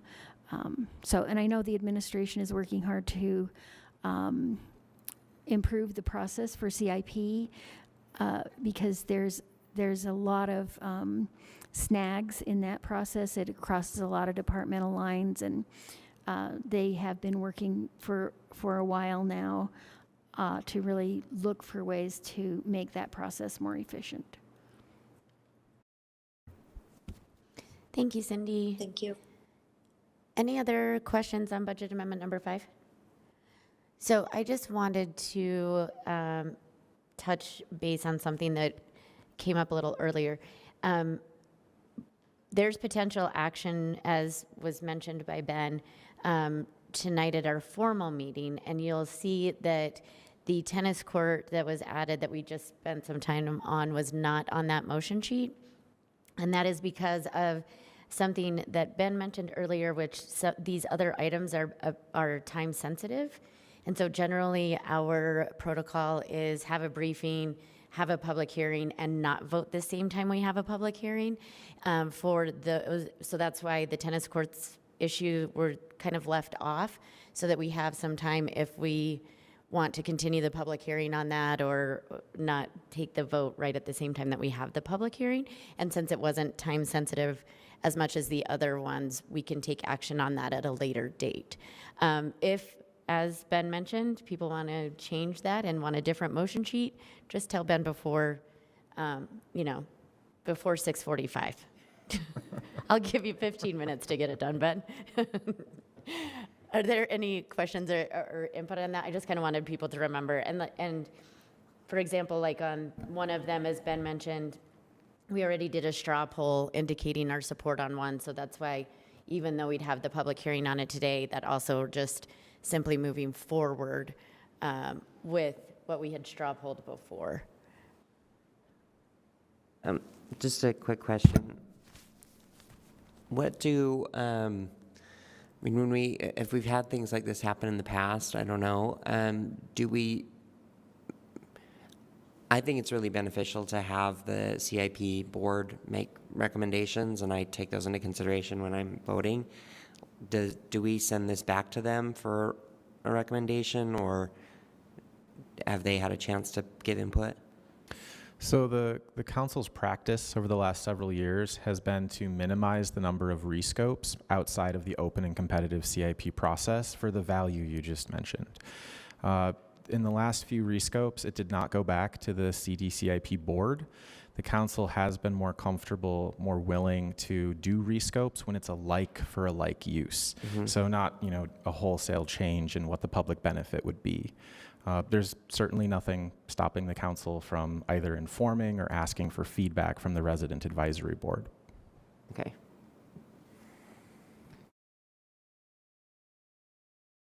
Yeah, good question. I understand that the desire to make sure it's done properly. These were pretty much the same like scope. They already had the CIPs, and these are the priorities that the tennis center put out. And these, the rescope to the lighting and the courts, same benefit, same residents using it. So, and just 2 different districts. But other than that, everything else is the same.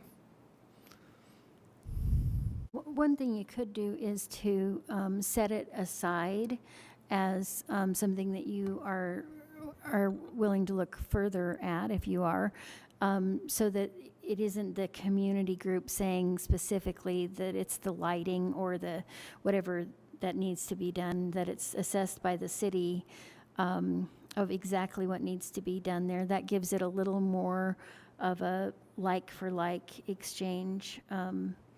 Just one subtle thing that you could do differently. It's, I think, I don't want to misspeak or speak for these people because I haven't spoken with them, but I think the reason that they went out and raised the extra money is because of the long time frame it would take for the city to be able to construct that. So it wasn't money that they were planning on contributing to the city.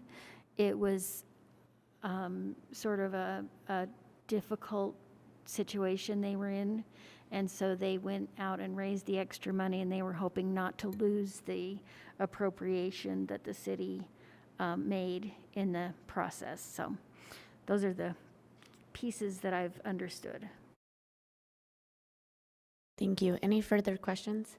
I did just think of a question based on something that you mentioned, Ben, and we don't have to answer it now, but maybe if we can come back to it, is the reason for the collapse of the bubble, which I believe that I know. However, I'm wondering, the more specific question is something that was sort of touched on earlier, is that sometimes we donate, we get the asset, and then the question is, or there's privately funded donations or things like that, and then the question becomes, who's maintaining it?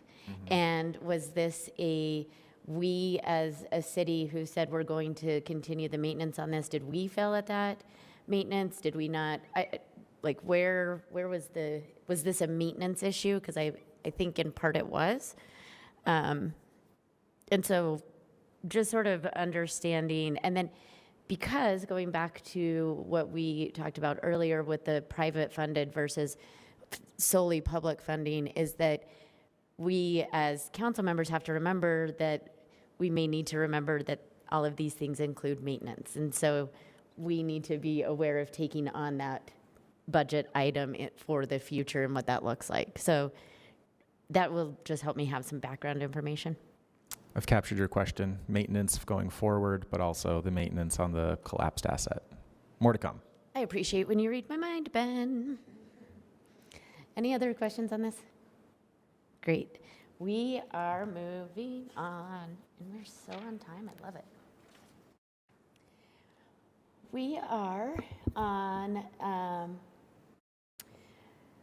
agenda item number 6, which is our 2020 census results for Salt Lake City and council districts. Ben, you're still at the table. Thank you for joining us again. And we have Mallory Bateman with the State Date Center Coordinator, who is the State Date Center Coordinator, at the Gardner Policy Institute. Mallory, thank you so much for joining us. And I will turn it over to Ben and then you, Mallory. Thank you. Just a quick intro that we thought it would be helpful to have a briefing for the council about the results of the 2020 census, both for the city overall, as well as the individual council districts. And there's also a table attachment in addition to Mallory's presentation. I'll touch on this after the presentation, but I want to make sure you know it's in your packet.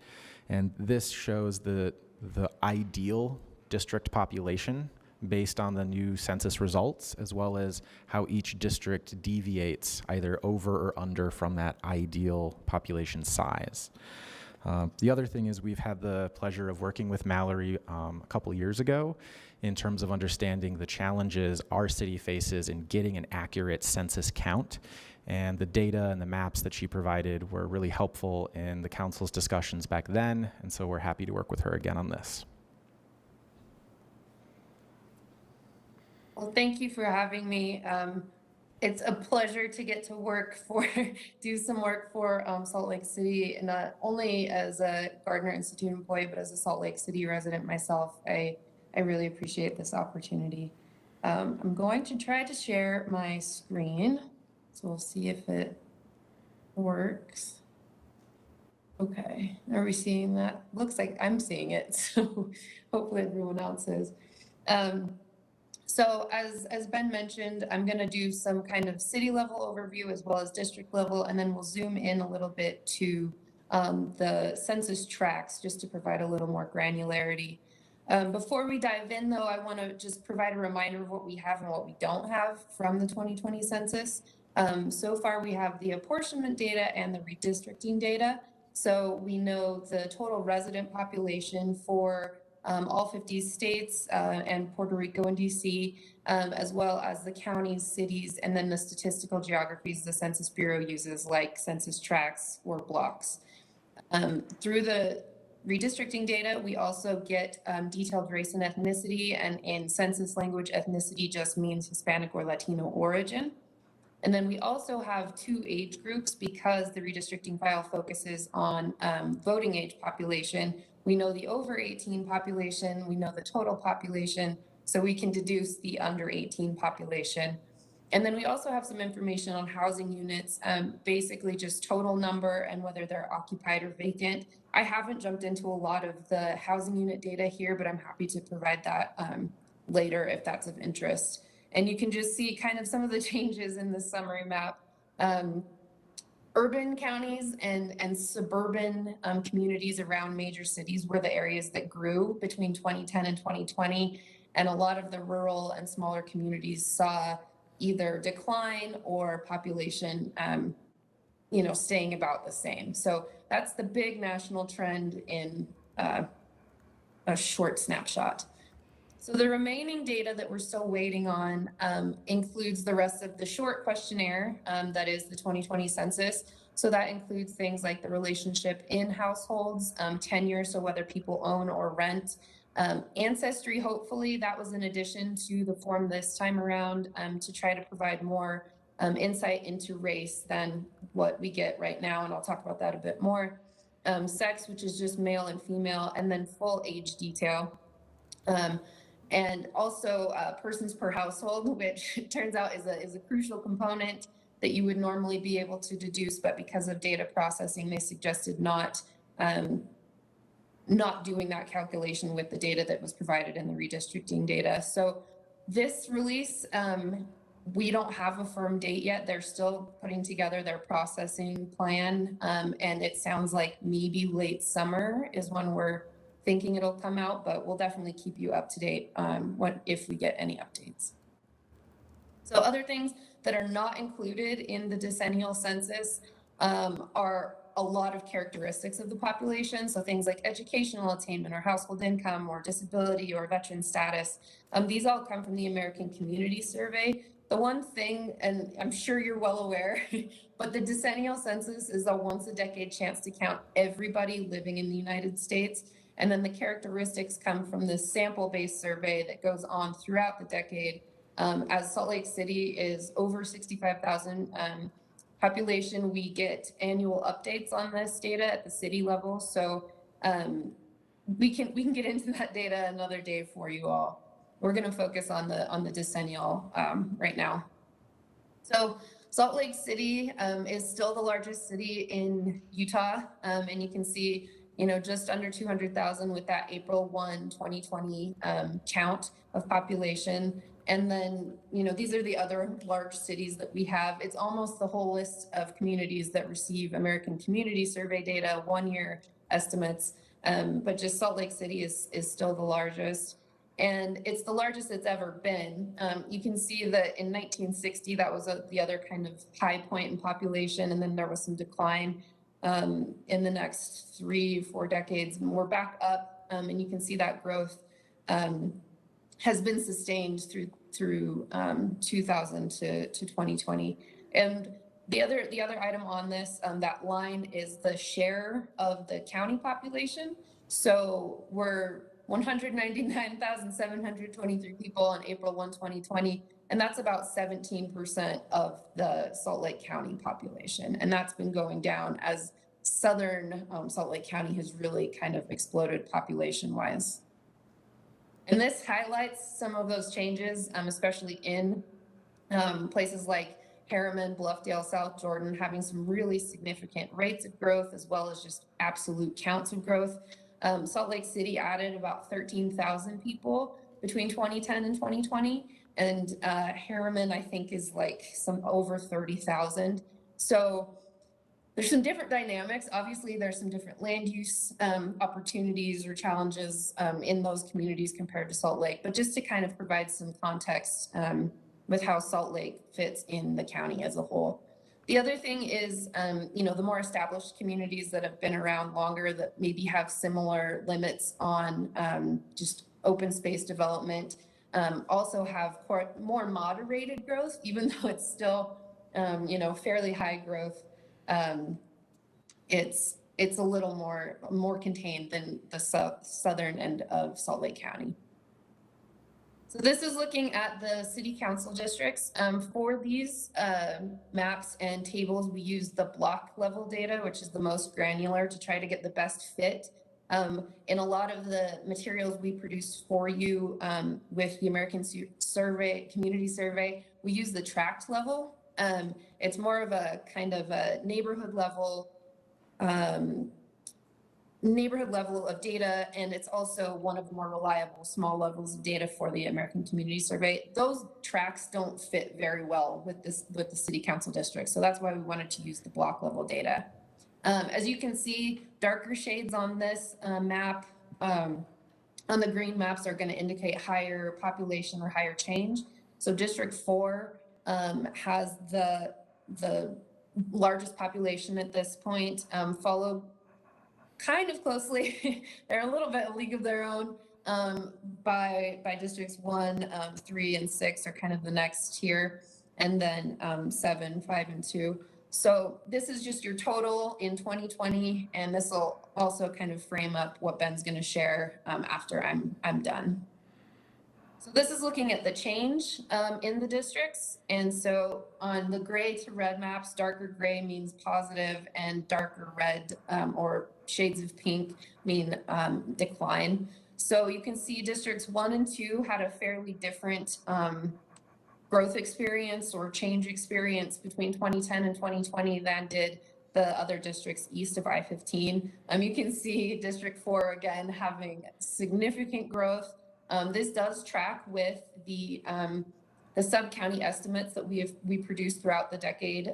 Those kind of track along with building permits. So we're watching the building that comes in, trying to time it correctly to when people could be moving in, and then use some of the factors like persons per household that we get from the decennial census to inform those. So District 4, you've got a lot going on. And then 3 and 6 kind of next tier growth in the city. I'll also say on this chart, so the districts in 2010, the total population is slightly lower. It's about 30 people lower than what's published.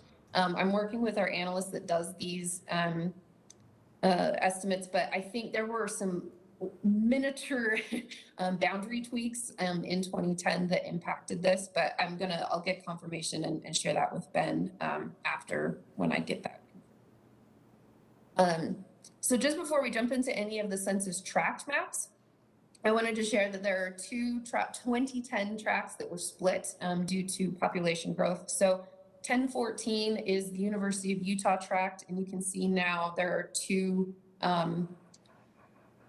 tracts in that bigger square. It used to just be one giant area that covered the University of Utah kind of area. And then 1025, which is South Temple to 400 South, and then I-15 to about West Temple. That was one smaller space. Again, experiencing that significant growth, was split into 2. So on the tract maps, there's going to be little call out bubbles for those, because that was just a little easier for me to navigate putting together. So if you see those bubbles, that's why they're called out specifically. So this is just looking at the tract level to provide a little bit more kind of neighborhood granularity to those numbers that we've already looked at. And you can see kind of that just west of I-15 area in districts 1 and 2 having some population decline. And then as well in districts 5, 6, and a little bit in 7, having some decline as well. And then you've got some pretty significant growth in those darker gray shades. So that's part of why you have these balances of, you know, maybe a couple of hundred people in District 1 compared to 6,000 new people in District 4. So this one I think is really interesting. So because we get those two age groups, the under 18 population declined citywide by almost 5,000 residents between 2010 and 2020. And I know, you know, because of what we do here and because of being a resident, that was something that was being mentioned by the school district for the past several years. So that is another data point that kind of has provided some insight before we got the decennial data. But you can see larger decreases in districts 1 and 2, and then smaller decreases east of I-15. I will throw out that, you know, District 4 has this very small change, but it also has the smallest under 18 population to start from. So, you know, it's still a change, but just a little bit less wiggle room perhaps than in some of the other areas. And then this again is just showing those tracks. Again, that west side is seeing decline in the youth population. And then the core actually seeing a little bit of addition. So that's an interesting zoom in to this data point. On the flip side, because we did grow, all of our growth came from over 18 population. So basically from either, you know, our university students or working adults or any other resident over 18. And you can see that area, you know, neighboring the I-15 corridor to the east has had a lot of growth. That's part of my neighborhood.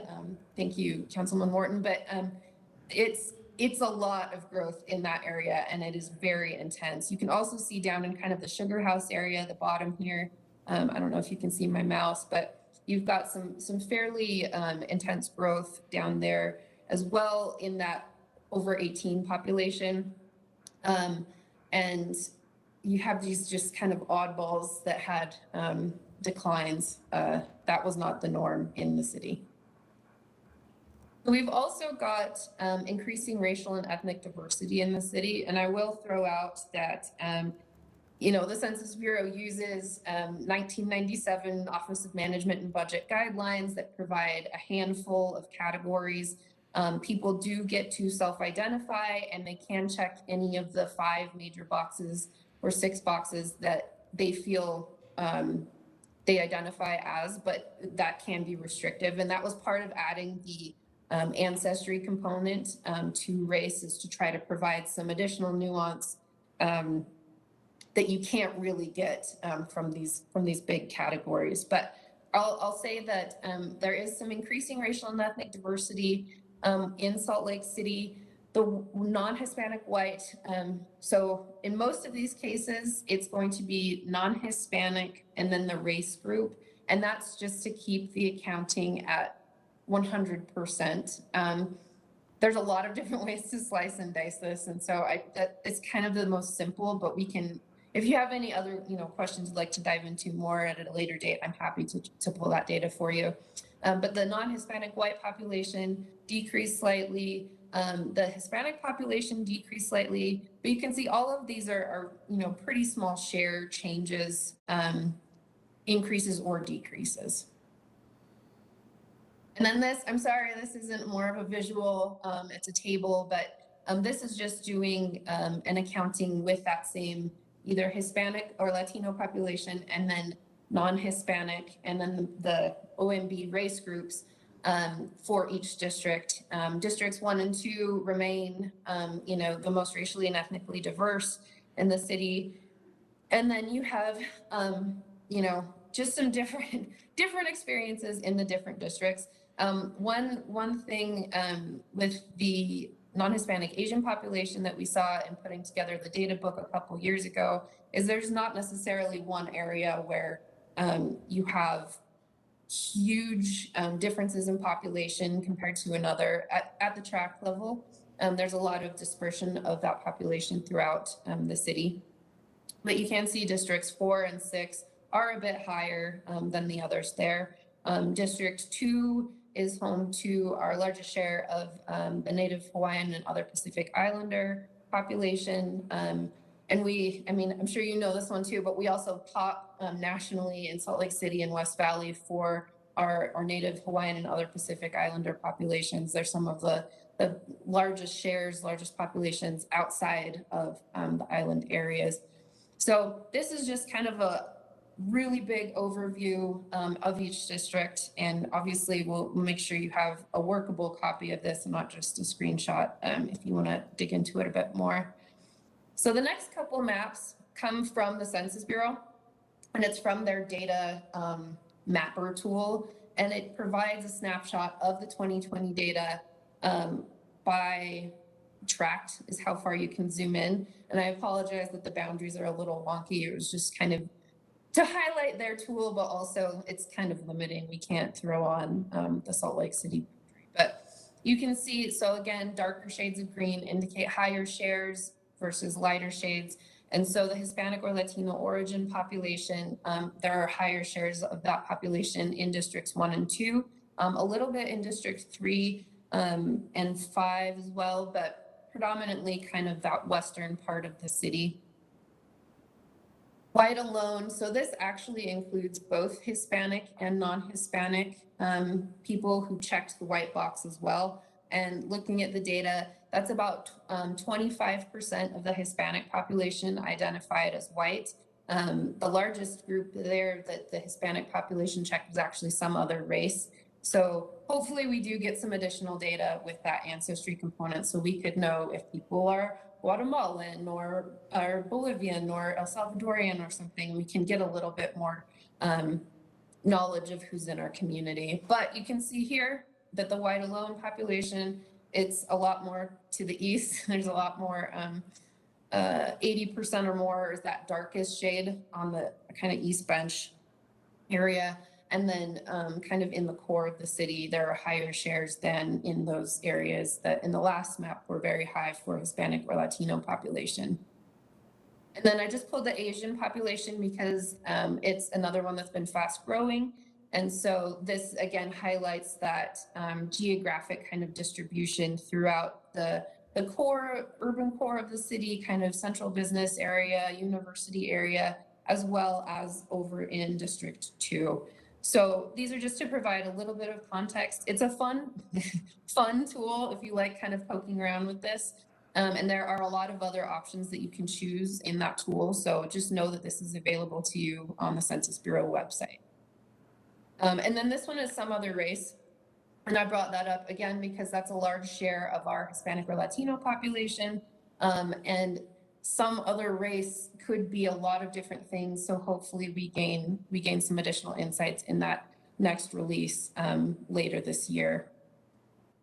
So I have a couple change maps in here. I'm going to wrap with those, but I want to add a caveat that the Census Bureau said to do comparisons between 2010 and 2020 with caution. Take them with a little bit of a grain of salt. There were some differences in how the data was treated and coded. If people checked more boxes this time, more of those were considered in the coding process than they were in 2010. So there could be some small dynamics, small changes that could be explained by coding or kind of technical things. So this is looking at the absolute change with the non-Hispanic white alone population.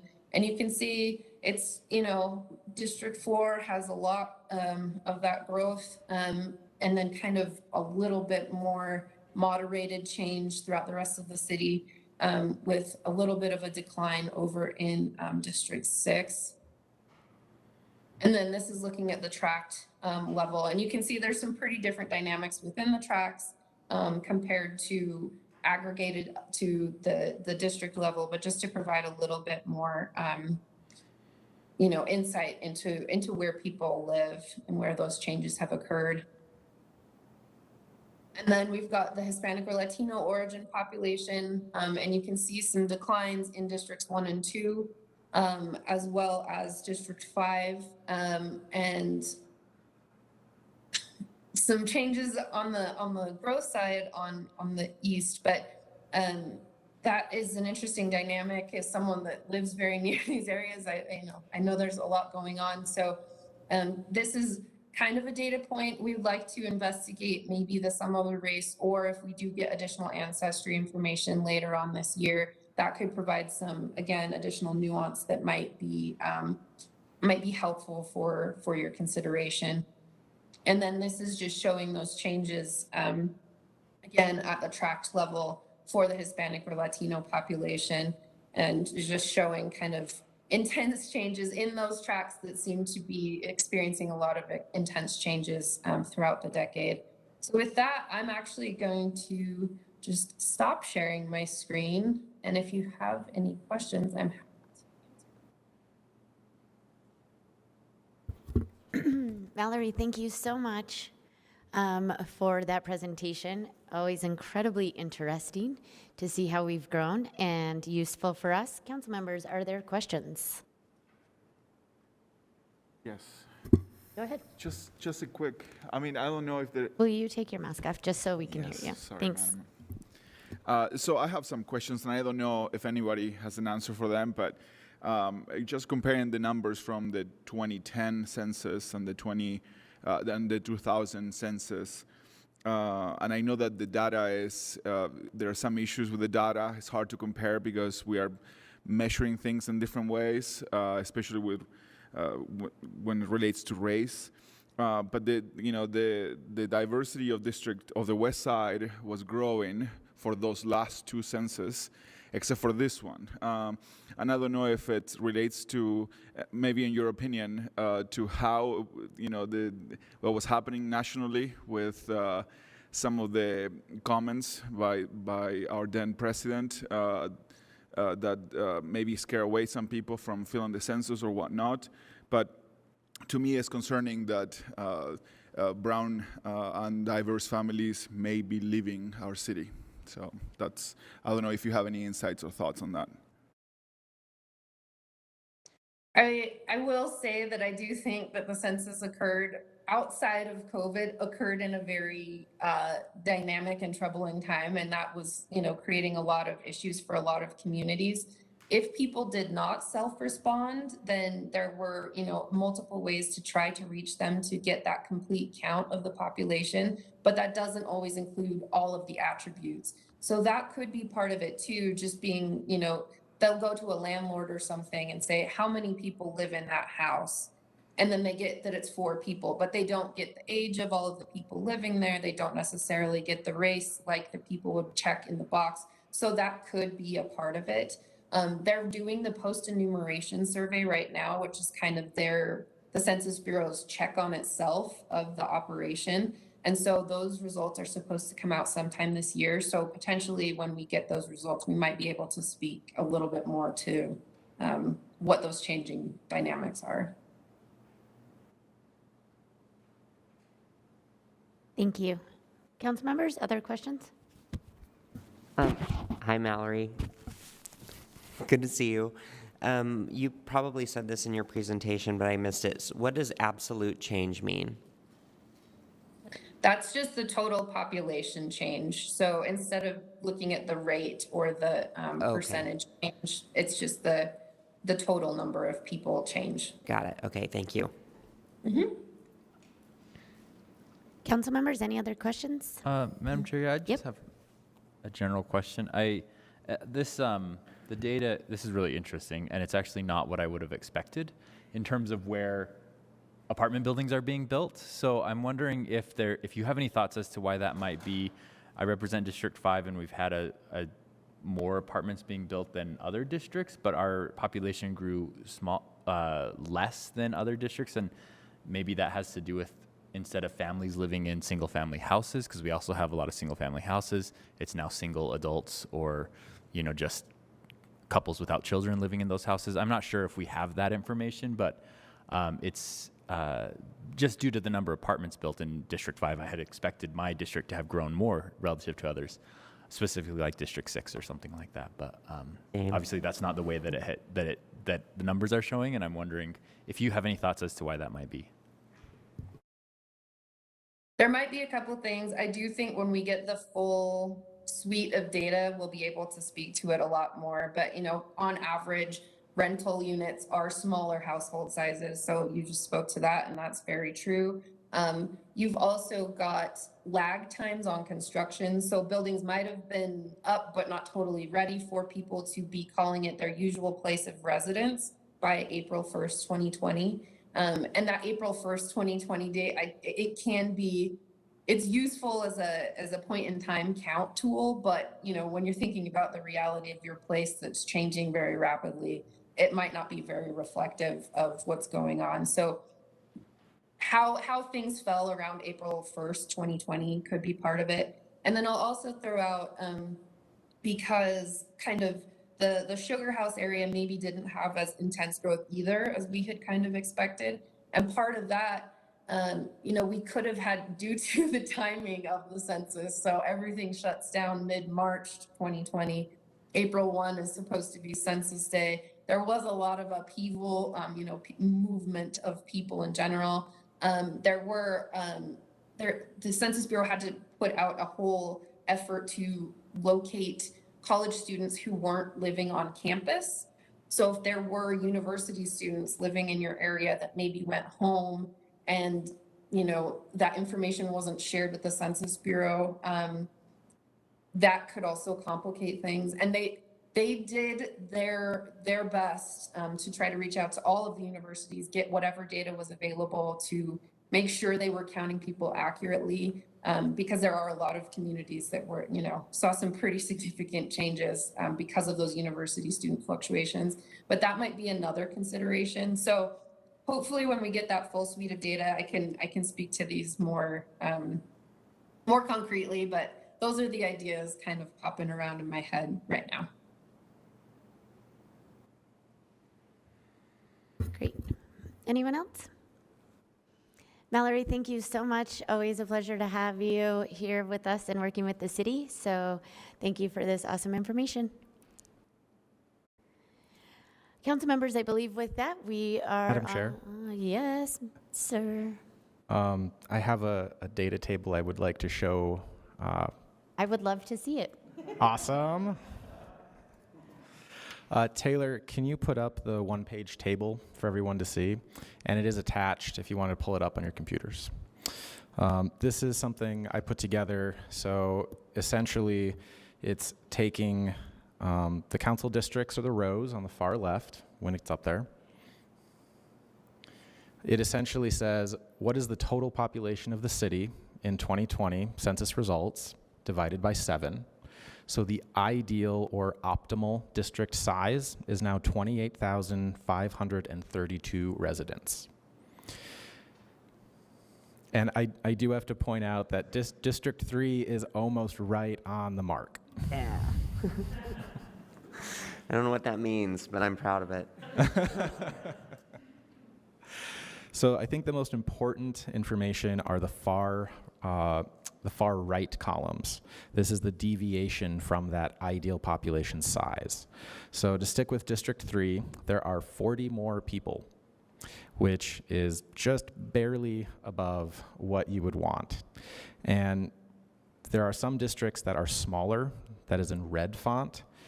You'll notice District 2 actually lost population and is now 2,137 residents below, which would be 7% below what the ideal population should be.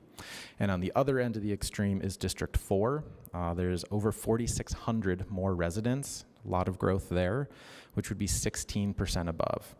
So I wanted to get these in front of you today so you can start thinking about which districts may need to grow or shrink in size.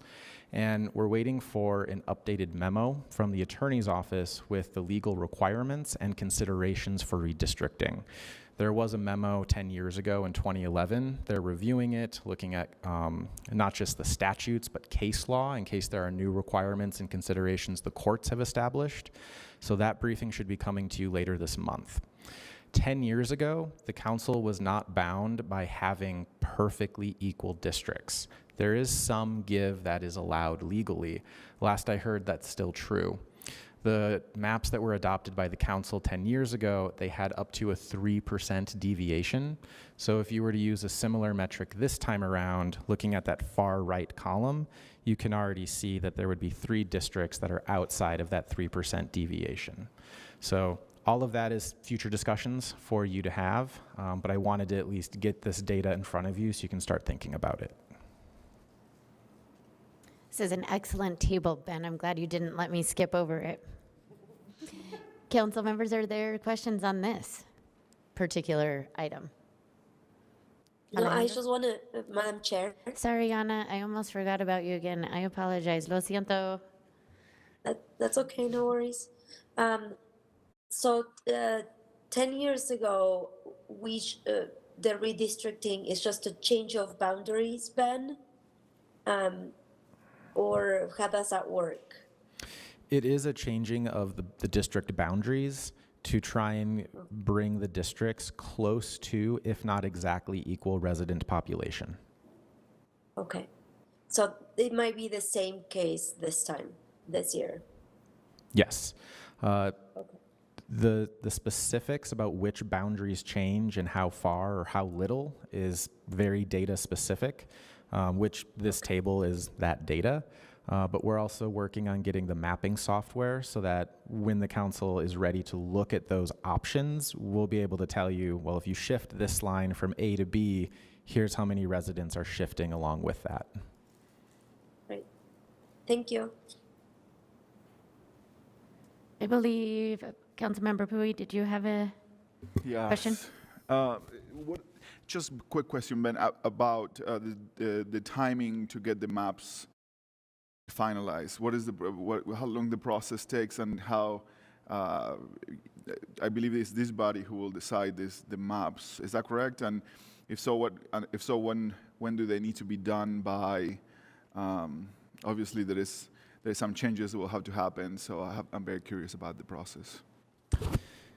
So there's more to come on the specific timeline, but what I can say is the deadline is known.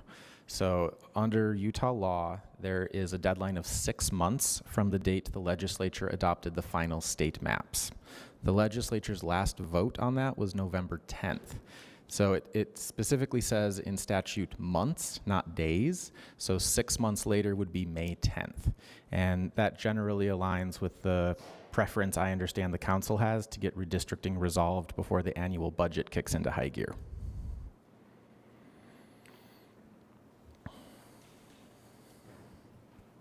Anybody else? Questions? Anita, did you have your hand up? Okay. All right. I don't see any other questions, but I have this fear in my head of the amount of work that we're going to be doing for the next 4 months to get this taken all in place right before budget. Yay. Okay, council members, with that, we are going to take a short break. What time are we at right now? We're at 4:23, so come back at 4:45. Just so we're all here to start on time. Thanks.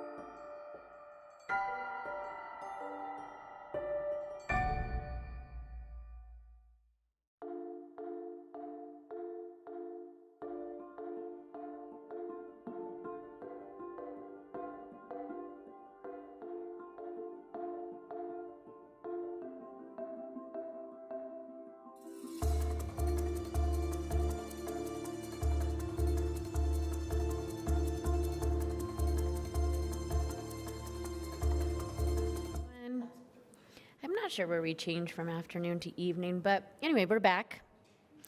And welcome everyone out there who is watching. We are going to get started with agenda item number 8, which is a chart of account updates. And our good friend from our finance department, our Chief Financial Officer, Mary Beth Thompson, is here with us. Hi, Mary Beth. So I will turn the time over to you. I'd also like to introduce Rob, who is from GFOA. He will be walking us through the new chart of accounts, and Noel Walkinshaw and Liz Bueller. We have all worked really hard, Noel and Liz. And Rob, I'll give a shout out to all of them because this has been a task, but a very exciting one for Salt Lake City is what I would say. You know, I want to say that we've learned a lot, and I still get completely confused because, you know, it's a change. It's a complete change and overhaul, which Rob will introduce us to later on. Taylor, I believe you have a PowerPoint that we would like to share.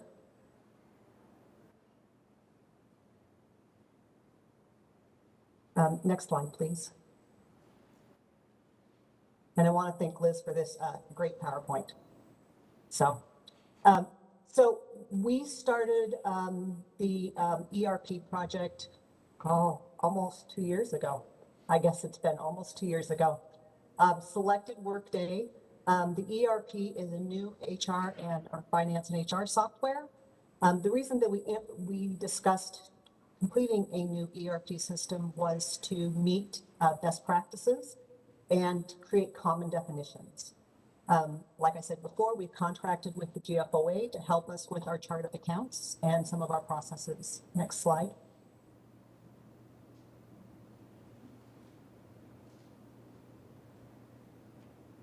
So we started the implementation of Workday in August of 2021. HR will start their operational functions in the fall of 2022.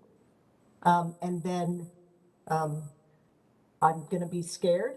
As of next December, I will be petrified because next December, we will start going live with both payroll and the financial system. And then October of 2023, we will move to the new budgeting system for fiscal year 2025. Next slide, please. So the other thing that we've been doing in combination with the new chart of accounts is some program-based budgeting. Salt Lake City received 2 grant funding awards for program-based budgeting and equity. And what program-based budgeting does is it helps us categorize revenues, expenses by programs, but it also associates performance measures. So that means that we'll be able to see programs across department-wide or even citywide, if we wanted to, departments or citywide, the money that's spent in each program, the services that that program provides to constituents, the performance measures, and we'll also be able to look to see if we are meeting both the mayor and council priorities and goals. The new chart of accounts helps us facilitate this process. We've tried to do a few of these through what we call project codes, but it's not as effective as programs. And with the new ERP system, we are able to use programs and projects. So we will be able to report out much better to the constituents, to the mayor, and to the council. Next slide, please. So priority-based budgeting relates to program-based budgeting. Priority-based budgeting focuses on the resources into programs based upon community impact assessments and engagements. We're working with ResourceX currently with the finance department and the police department. We've created programs and we've created what we call insights that we have shown to the budget committee, and we will move that portion of it forward with our budget recommendations to the mayor. We will start rolling this out to other departments and hopefully by next year have a program-based, priority-based budgeting process to present to the council. Next slide, please. So chart of accounts is a collection of cost centers and object codes. It's used to track expenses. We are updating business processes, policies, procedures in accordance with industry standards, and GFOA is supporting that modernization. And I'm going to turn it over to Rob now and go to the next slide so he can discuss how Workday and GFOA has been helping us. Thank you. Good afternoon. My name is Rob Roquet with the GFOA. I've been working with the city team since August. Just wanted to walk through, I'll try to spare you the pain of going through the detail of a chart of account design, but certainly it's more of an organizational change management project as much as it is for a financial project. As part of the chart of accounts, one of the critical components you'll see is the Workday. It's the entire structure. So we've got a highly integrated application. It's almost like building something like a Rubik's Cube, where you're dealing with multiple sides at the same time. And, that's been it's been a good learning curve for the team to be able to think that way. It also forces a lot of teamwork, a lot of collaboration throughout the city when we do this. Once we get the chart of accounts designed, so the goal is, at least for this phase, is to get a conceptual design submitted to ABAP, who's the implementer for the city. They are responsible for installing Workday. GFOA does not implement software, but we certainly do try to help organizations out on the front end. So the goal is to be able to build a chart of accounts that can support that priority-based budgeting, be able to track city expenses. Also heard some of the issues, that you were trying to track better from some of the earlier discussions. That hopefully it'll be able to facilitate those types of discussions. It also, and we'll show you in a minute, how these chart of accounts are a little bit more powerful than your typical chart of accounts structures, and you're able to track other types of things besides just accounting features or financial features. And then finally, the last bullet is probably the most important, we'll show you in a second, is that it's been extremely important to come out with single definitions for a lot of these the structures within the chart of accounts, make sure that the entire city understands the various definitions that will be applied within Workday. Next slide, please. Some of the things that you'll see that we'll show you in a second is that in order to make this work, the chart of accounts is treated like a database. It's a relational database of fields. So each one of those components are very important, and how you work them in combinations of them. What you'll be hearing about are things called work tags, and work tags are basically the way that you're able to tag the different transactions within Workday. Typically, you may have broken out your old chart of accounts, by fund, cost center, those kinds of things, and each one of the components are still preserved, but they're now called work tags because we will show you in a bit that you can also apply other types of features to these work tags, which will help out the reporting part for the future. Next slide, please. So this fun diagram is just an example of how these work tags work. So if you saw that yellow bar down there, that's a transaction that would be in the future Workday application. And then each one of those wheels represents a work tag. And so you can use various combinations of these work tags to capture transactions. So, and what's important about this is that on the far right-hand side, you will see that it can capture other kinds of activities, but not only financial transactions. So for example, I can capture suppliers. I can capture locations if I wanted to, if those transactions. So for example, if I wanted to see where a transaction occurred, if I want to see how program activities are occurred, in this case, we could say it would impact District 4 of the city. Or I could say that how many transactions were occurring with Walgreens as a vendor. We can do those pieces.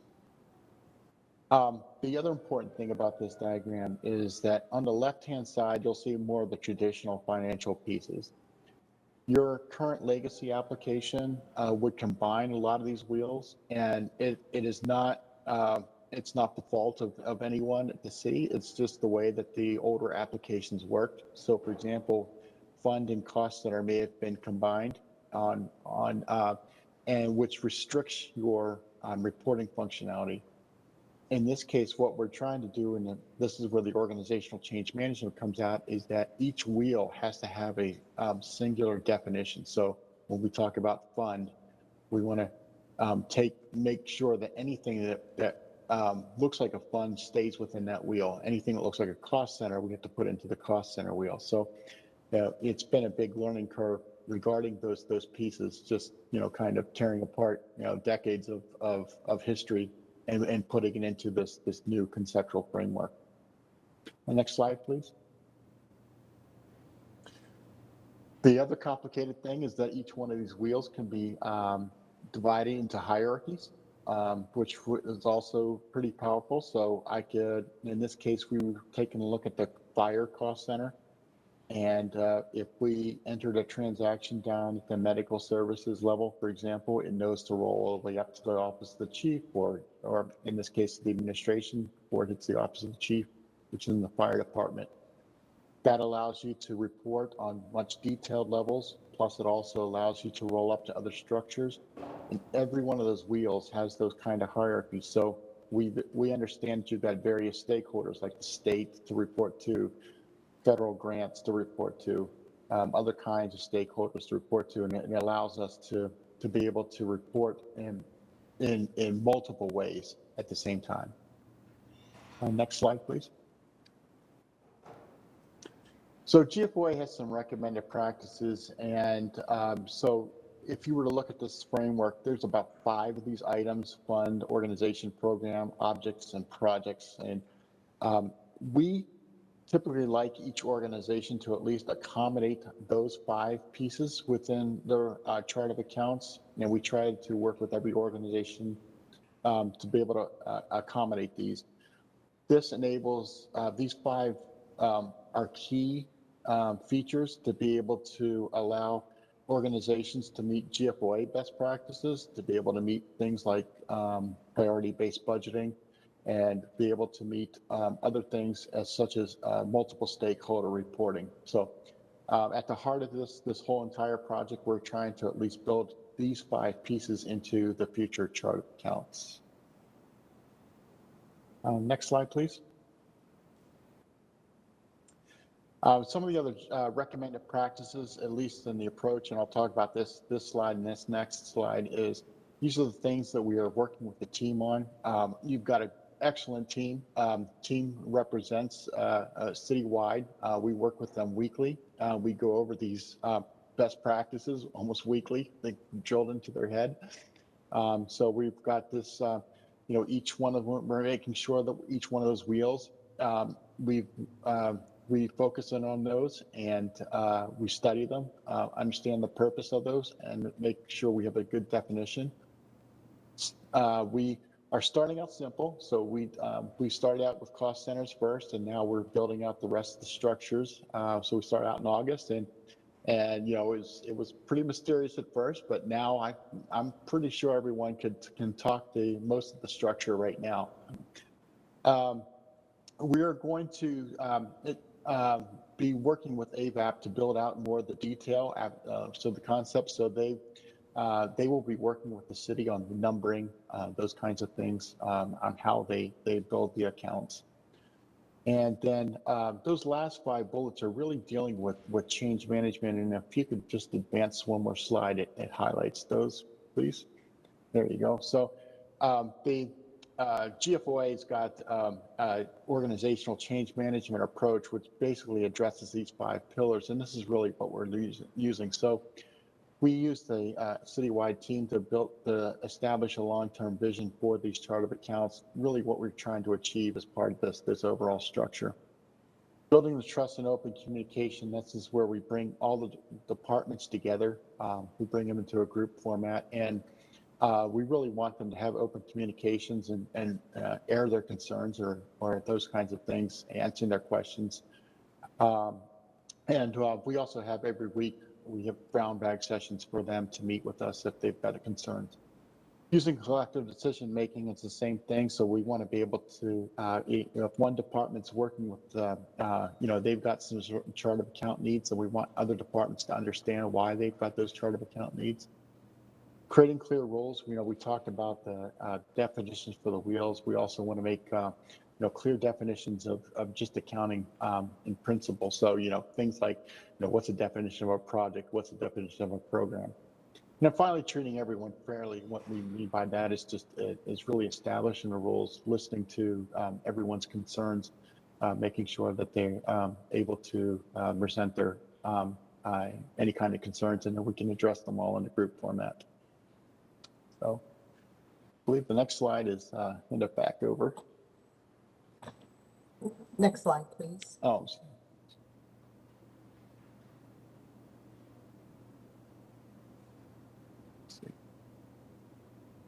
Oh, I'm sorry. Yeah. So this. So we've been meeting with the city since August with those. We've got the team. Currently the team is. We've got financial department representatives. They are currently reviewing the structures now, and they're updating those items. We've got to complete we've got to complete some homework. I'm sorry, for AVAP. That's what we're focusing in on for this month. And then we're going to go into hopefully get the base concepts out by January. We're also looking for some example data that we're going to be sending to AVAP this week. So I know we've got a lot of items on our plate, and we review these every week on what the homework assignments will be. Next slide, please. So the other thing that was very exciting that I want to thank Noel, Liz, and the sponsor, Lisa Schaefer, is that, we had some funding for a fall budget survey. And so, or for a survey. So we did a budget survey with the assistance of the administration, Noel, Liz, Jennifer Bruno, and came back with that survey. I believe that it's attached to the transmittal. But the key takeaways are quality of life remains stable with slight improvement in perceived value and tax dollar spending. Of the three broad goal areas in the city budget plan, environment, and sustainability is seen as the most important among respondents. Regarding growth and development projects, respondents say providing services and recreation is most important and needs the most focus. Water and air quality are at the tops of the minds of the residents in thinking about environment and sustainable projects. General access to housing, helping the unhoused are top concerns for people regarding community and neighborhood goals. One of the things that we put into this survey, which was new for Salt Lake City, was we gave the respondents $100 and asked them to take that $100 and divvy it out based on where their priorities were. It's very interesting to look at that. This was a fantastic survey. I also want to thank Y2 Analytics for completing this. We asked for it in a quick turnaround, but I think that this survey is important to us as we move forward with program-based budgeting and priority-based budgeting, because this is just a new process and outreach to get out into the communities and ask them about budgets. That's next slide, please. That's all we have. Noel, did you want to say anything additional, or Rob? I just wanted to thank Liz, Noel, and you, Mary Beth, just for your leadership for this. It just made the project much easier. It's been a fantastic experience from my perspective too also. And I guess I'll just say we kind of went through some stuff that seems pretty technical, and gosh, over the long period of time that I've been working with the city on various projects from all over, community development and such, this has been one of those fascinating projects that I've had a chance to work on. Really getting into the interior of the city and how we are disassembling it. And when we started this project, we started the project with just a fear that our technology might not make it another year, or things like that, but we also really set out some really strong expectations, hopes for the projects, right? And to do that, to set that groundwork for what we really wanted to achieve with financial transparency and really that strong reflection in our budgeting process, we had to go through this process, and it's been really fascinating. So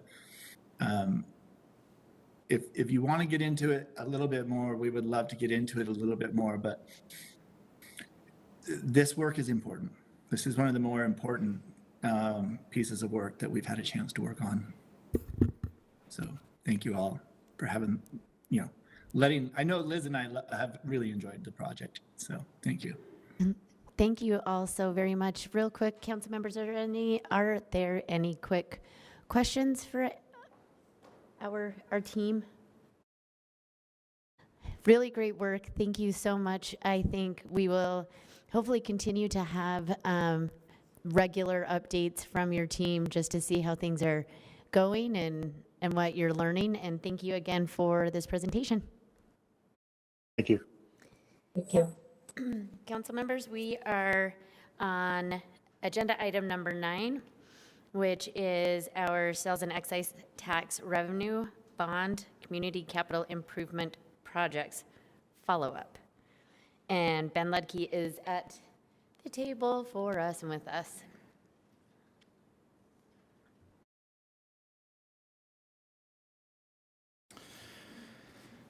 This is the third briefing the council's had on this topic. However, it is the first briefing with the 2 newest members, as well as the first briefing on the mayor's revised proposal. So today is a time to reorient the council, as well as if there are any questions, if there are projects that you wanted to look at adding, you have questions about, you wanted to adjust, now is a great time to send those questions my way so I can follow up for you. I think it's important to start with a reminder that there's no legal deadline. The bond is entirely within the council's purview in terms of the timing for adjusting it, declining it, approving it. It's when you are comfortable to move forward. The revised proposal, there's a table in the staff report comparing it to the original proposal. I'm not planning to go into that today, but I want to make sure that if you want that project by project comparison, it is in there, including the projects that are no longer proposed for funding. There are fewer projects overall, and there are several projects which have increased cost estimates. So that is one of the reasons there are fewer projects recommended, is many of the projects are recommended to have more funding. Most of that is because of pandemic-related economic circumstances. This would be inflation. There's also some cost increases that engineering identified after reviewing the earlier cost estimates. Some of those were likely lower than they should have been at the time. So the total cost has decreased from $57 million to $53 million. As a reminder, the bond that was paid off last fiscal year, which kind of created the space on the city's debt load to add a new bond, that was $80 million. So this is a smaller bond that is being proposed compared to the one that was paid off. There are 3 general categories the projects have been grouped into, and the funding in the revised proposal is almost evenly split between the 3. And I'm going to interrupt you a little bit. Sorry.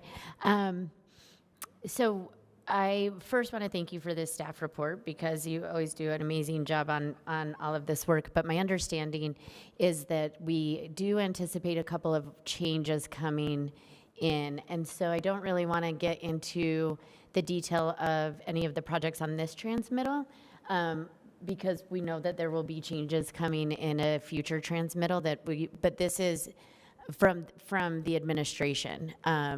They sort of recognize there might have been other projects or other things or priorities. And so after this was written, we found out there's going to be a change. So what I'm hoping we can do is just kind of stay at that very top level of the overall bond and not really get into the depth of the projects themselves yet, because we know there are changes coming, and it will only confuse everyone if we start in projects now and then say, just kidding, jokes. So if there's questions on like the bond itself, and part of this was, as Ben mentioned, this is our third briefing, but it's been a while about this, and it's the first briefing for at least I think both of you, right? And so it's sort of that high level look at what the bond is and what it's anticipated for some of those capital improvement projects. But what specific projects those are, we're not there yet. Does that make sense? Yes. So I'm gonna stop you right there and see if there's questions from council members just sort of about the overall bond Madam itself. Go ahead, Ale. So, yes, and I think that I have some thoughts, and I would love to have an opportunity to ask before then in public, so I can do my homework. But there is one concern, though, is inflation, and many of these things have changed in value, maybe due to inflation in part. And since we don't have a deadline to do this, are we anticipating some of these values, these revised values, to also increase through inflation? And if so, do we need to go fast to make sure that we fund this correctly, or those funds need to be updated or corrected? And that's important to me.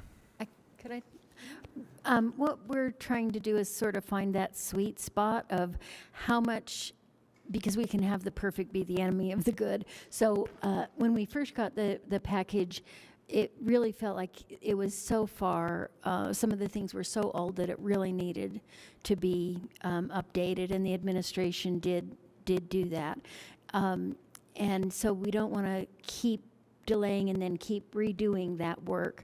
So no matter what you do or how many times it's updated, there will be changes because of the rate of inflation and the market, and that always is the case. So there's some systems already in place where there's a contingency account that is kept in the capital improvement area, and then that we've talked with the administration about is putting a large contingency into this bond so that can be taken care of. But on the first round, we were very concerned that some of them, because they're all different ages, it could have been, you might not have had enough information to make kind of a relative value judgments. And so that has been corrected.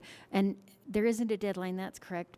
But really the market is your deadline. And so we've needed to wait to have some things updated. They're probably updated as well as they can be without spending more money on design type things. So the administration will make this one more round of changes based on what they've identified as additional needs. And then I think the hope is that we can go fast based on what you're concerned about. And just, sorry, Jen, on that. After that next transmittal comes in and we kind of have, as Cindy very well sort of rounded all of that out, that will be a lot of the opportunity that we will have to comment or change, look at the specific projects that they have identified. And at that point, I mean, we could have, I don't think the administration would appreciate this, but we could have 17 briefings if we so choose, right? Again, I don't think administration would appreciate that, but we do have that flexibility, and that's sort of within our purview after we get the recommendation.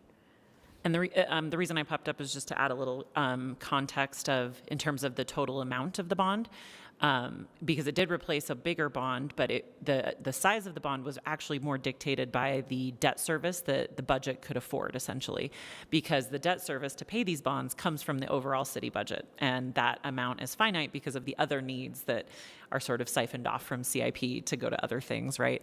And so you're not limited by the total amount of the bond. You could decide to do a bigger bond if you want. what you're limited by is the ability to pay on that bond, and that may have sort of a domino effect for some of your other budget desires and flexibility, right?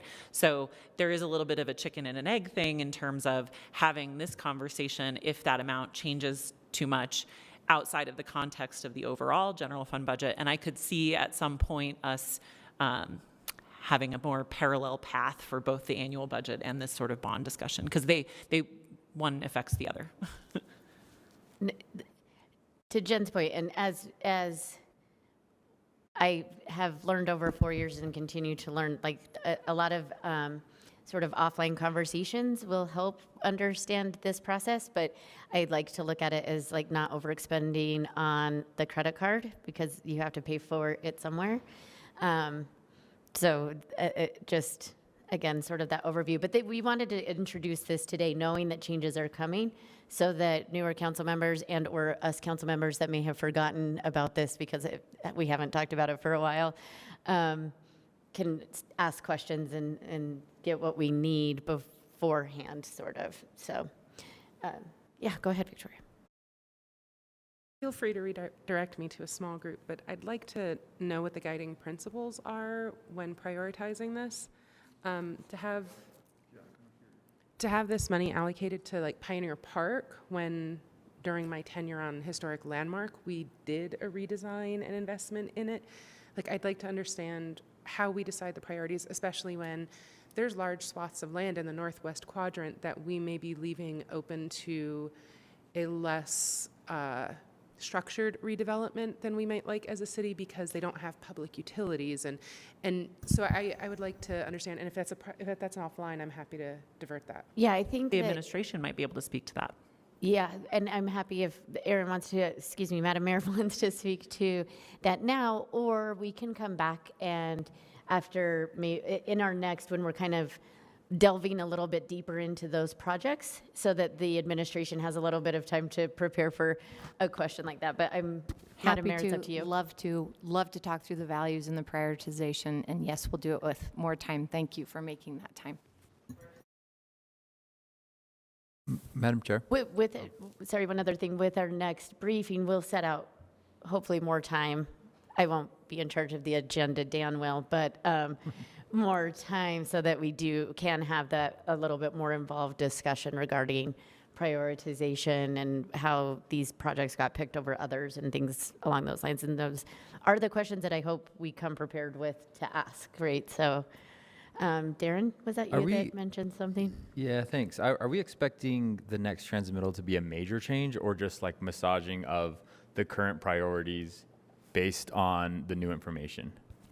I'm getting some hand signals from Madam Mayor, and she says small. So great. Thank you. I think it's massaging things. Cindy? Thank you. It may be, though, that there were some things on the original transmittal that were inadvertently left off of the new transmittal.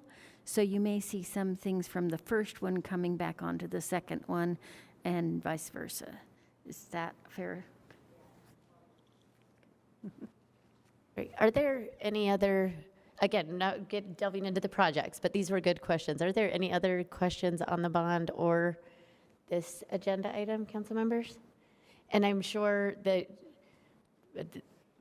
staff would be happy to set up small group meetings and reach out to if we have questions in between there. So, Ben? Can definitely do small group meetings, can also just do phone calls or texts. If any questions come up, here to respond. I just wanted to add on the discussion about inflation and how to account for cost increases, that kind of chasing inflation is never something that you're going to be successful at because it's unpredictable, which the last year has been driving home time and time again. We have seen budget amendments with cost increases for projects, and I expect we will see more in the current calendar year. But there are two approaches that the administration has taken. So one of the approaches is you build in a very large contingency, and there are several projects that do that. So engineering comes up based on a design, what it thinks the price will be to build it, and then adds 30% on top of that. So there's a very large contingency approach. And the contingency can be specific to a project, Or this is not currently recommended, but it's been discussed, you can do a general contingency available to any project. So that's something that can be revisited at a later date. It's just an option for you to consider. The other approach is, instead of having a specific design, you say, we're going to have a design to budget approach. This means the budget comes first, the design comes later. That's kind of the reverse of what we typically do in CIP, is you typically have a specific design and then you know how much it costs to build it. This approach reverses that to say, we don't know what the cost is going to be, we don't know what the design is going to be, but we definitely want to make an investment in this city asset. That approach is being taken with some parks and public lands projects. So it's helpful to use that to get around the inflation, but then you do create a difficult situation where the public doesn't know what's going to be built. They could have expectations that are significantly higher than what the budget can actually afford when you get there. So that's something to keep in mind as well. The last thing I wanted to say is this is two bonds. It is a taxable bond and a tax-exempt bond. And the reason this is really important, besides we're going to need 2 signatures on the authorizing resolutions, is that the tax-exempt bond has to be spent within 3 years. So the projects that end up in the tax-exempt category, they need to be more shovel-ready. They have a 3-year clock that needs to be met, and so they have additional constraints compared to the taxable bond, which has a little more leeway in terms of when to build. Awesome. How do we know which of the items is from which bond? We will get into that at the Sorry. next time. No, you're totally fine. They're highlighted on the attachment now, and don't fixate too much on this current list because it may change, and they'll be separated out and highlighted in the next transmittal.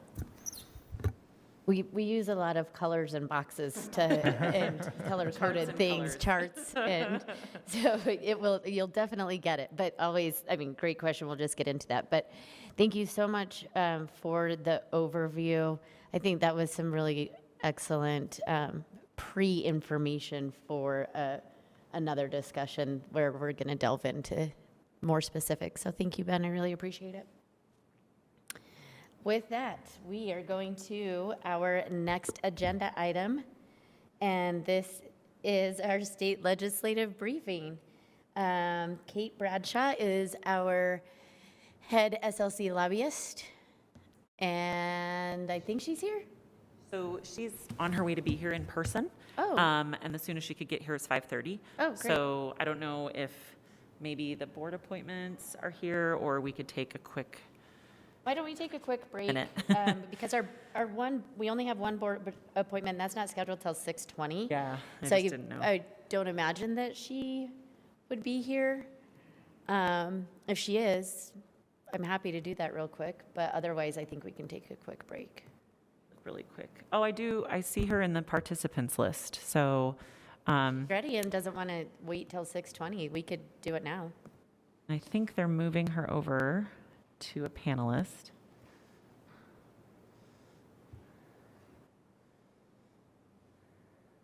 Let me message.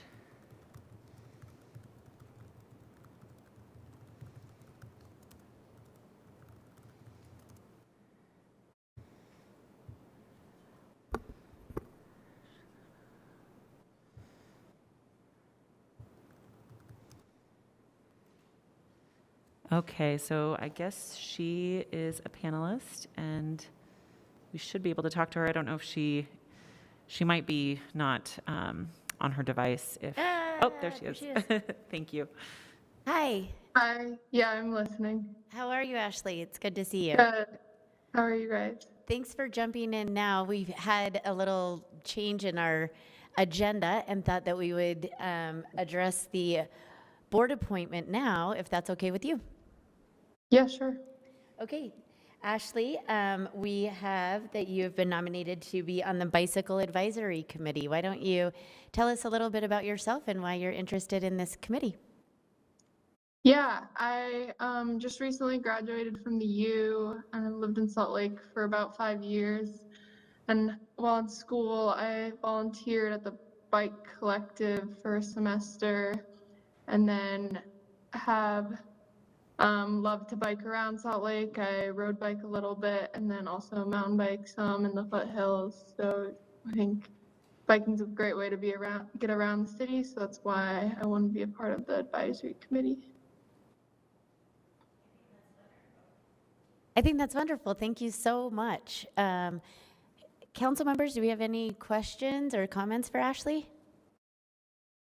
Well, I certainly appreciate when people take time out of their own busy schedules to participate in city boards and committees like this one. We know that you have your own life and are busy, and it does mean a lot to all of us that you want to volunteer and be a participant in this committee. So thank you so very much for your time and dedication.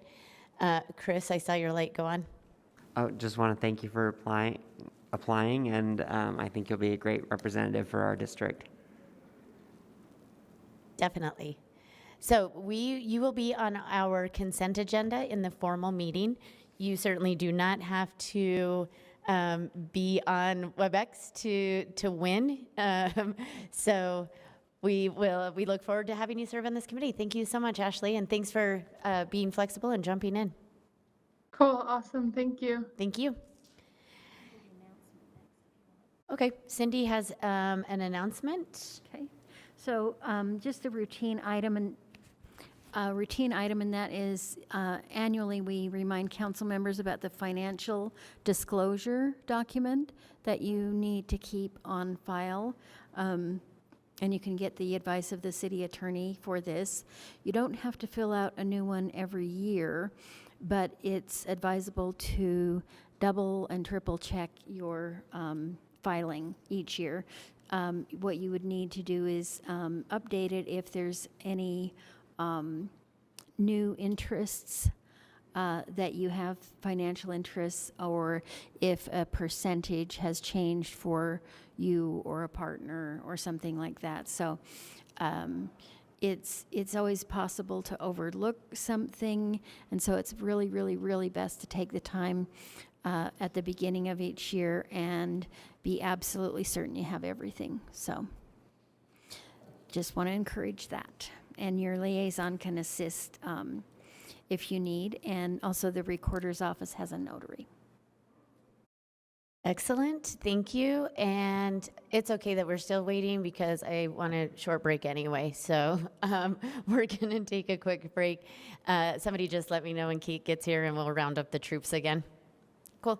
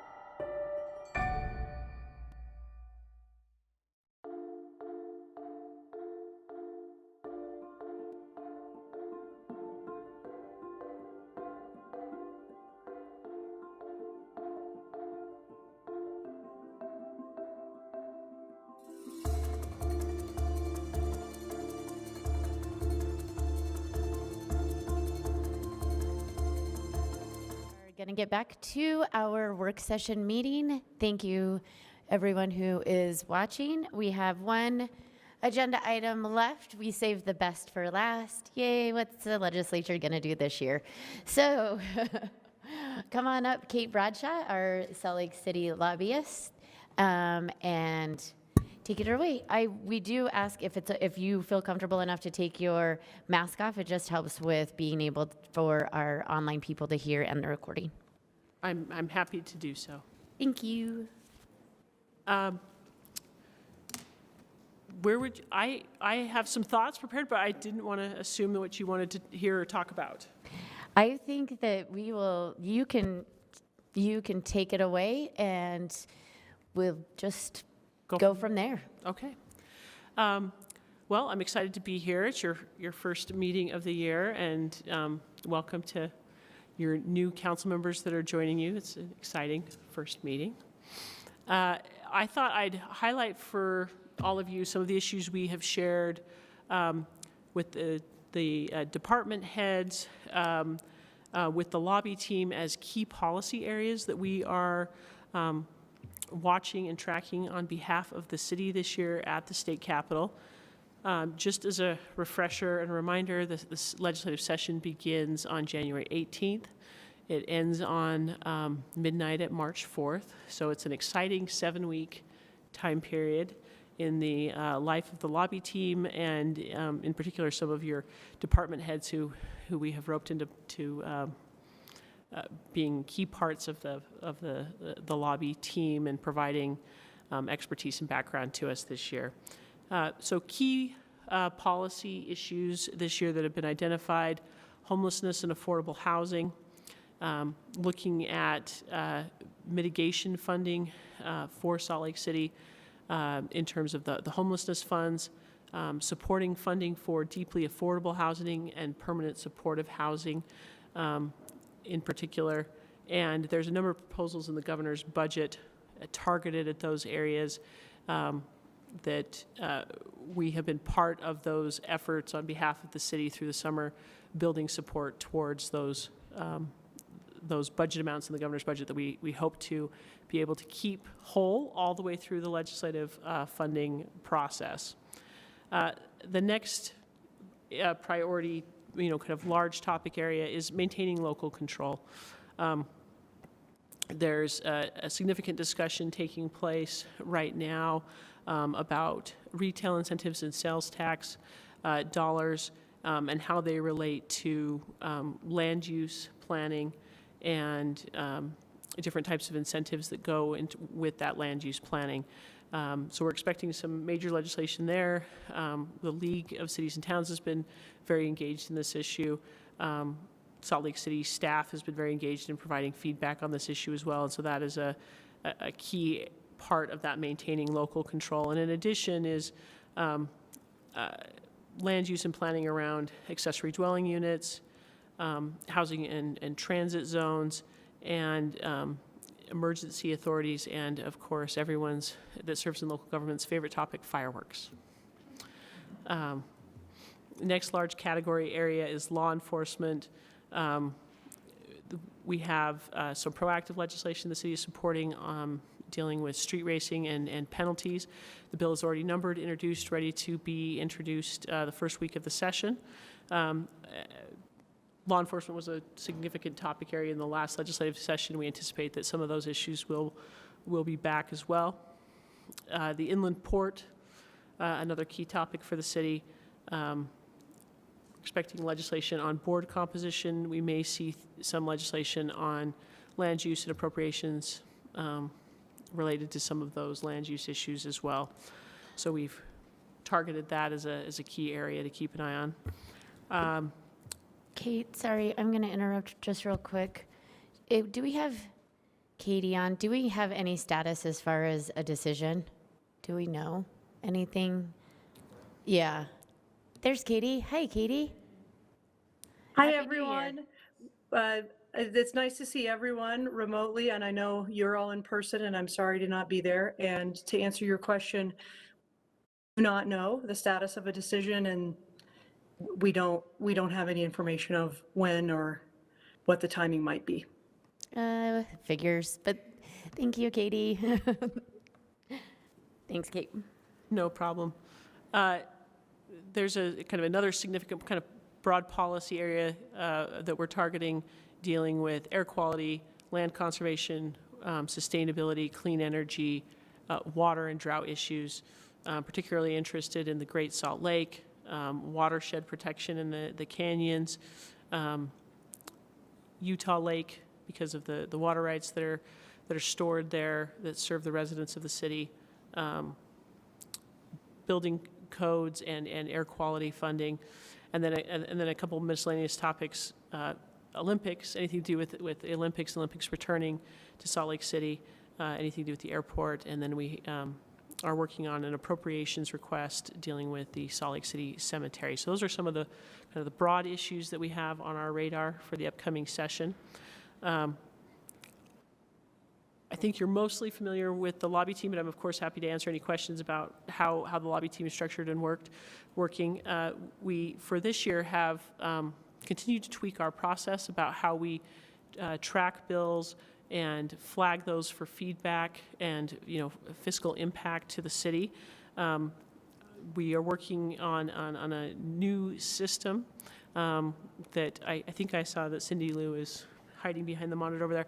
She has spent a great amount of time developing and helping us refine so that it is efficient from the perspective of us sifting the bills. We've created a kind of an internal team that meets to review the bills, sifts them broadly into categories to send them out. Cindy Lou's created this wonderful form that helps gather that feedback and then put it into a lovely spreadsheet format so that we can then use it for bill tracking and get that information efficiently up to the team so that they have those things that can become talking points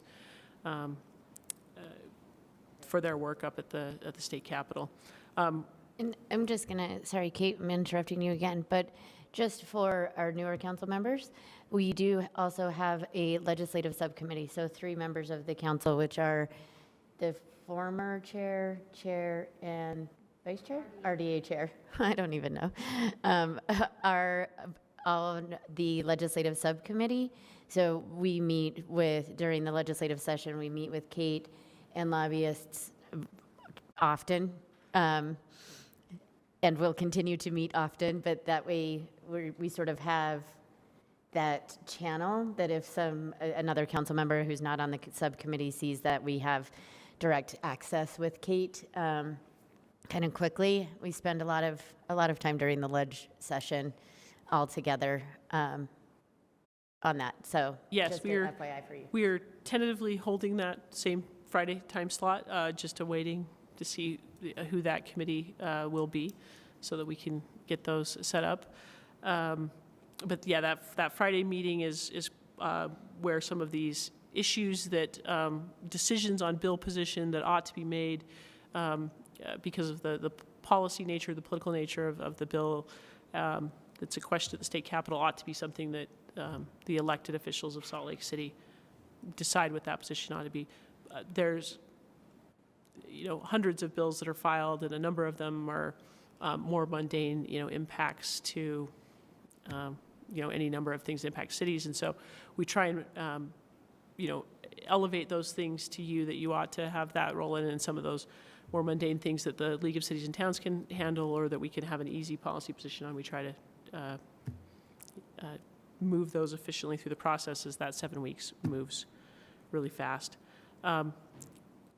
As bill files have started to number, I will say that we do expect an interesting and robust discussion on COVID again this year at the state capitol. There's already been a few bill files opened on that topic.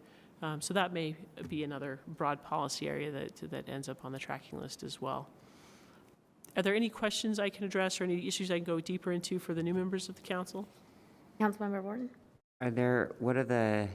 Just broadly, what are the COVID bills that have already been filed? So one of them is a category of how to deal with people that have had COVID and so therefore have natural antibodies from having survived the illness, and that how that person can have a a doctor's note type vaccine card that would be equally acceptable to an employer or as entrance to any type of a venue as a traditional vaccine card. So that's one of the bill files we've already seen. Others continue down the path of wanting to land on the side of extreme kind of personal freedoms versus any type of vaccine mandates from employers. And so, you know, we're still probably going to have a discussion about the role of, you know, mandates from the federal government through employers versus personal freedoms, and we're definitely going to probably continue to play with those issues about how it impacts our state OSHA plan.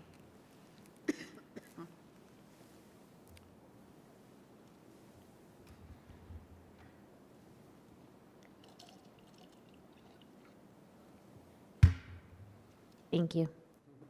Madam Chair, could I, Kate, could I ask a little bit about some of the affordable housing bills that are being proposed, if there's anything specific that you know already? Sure, it's largely targeted amounts of money, quite frankly. It's not so much the policies necessarily, but looking at a broadly a package of about $300 million, different pockets of it that would be aimed at affordable housing. Obviously, it would be statewide pots of money, of which hopefully some of it would find its way here.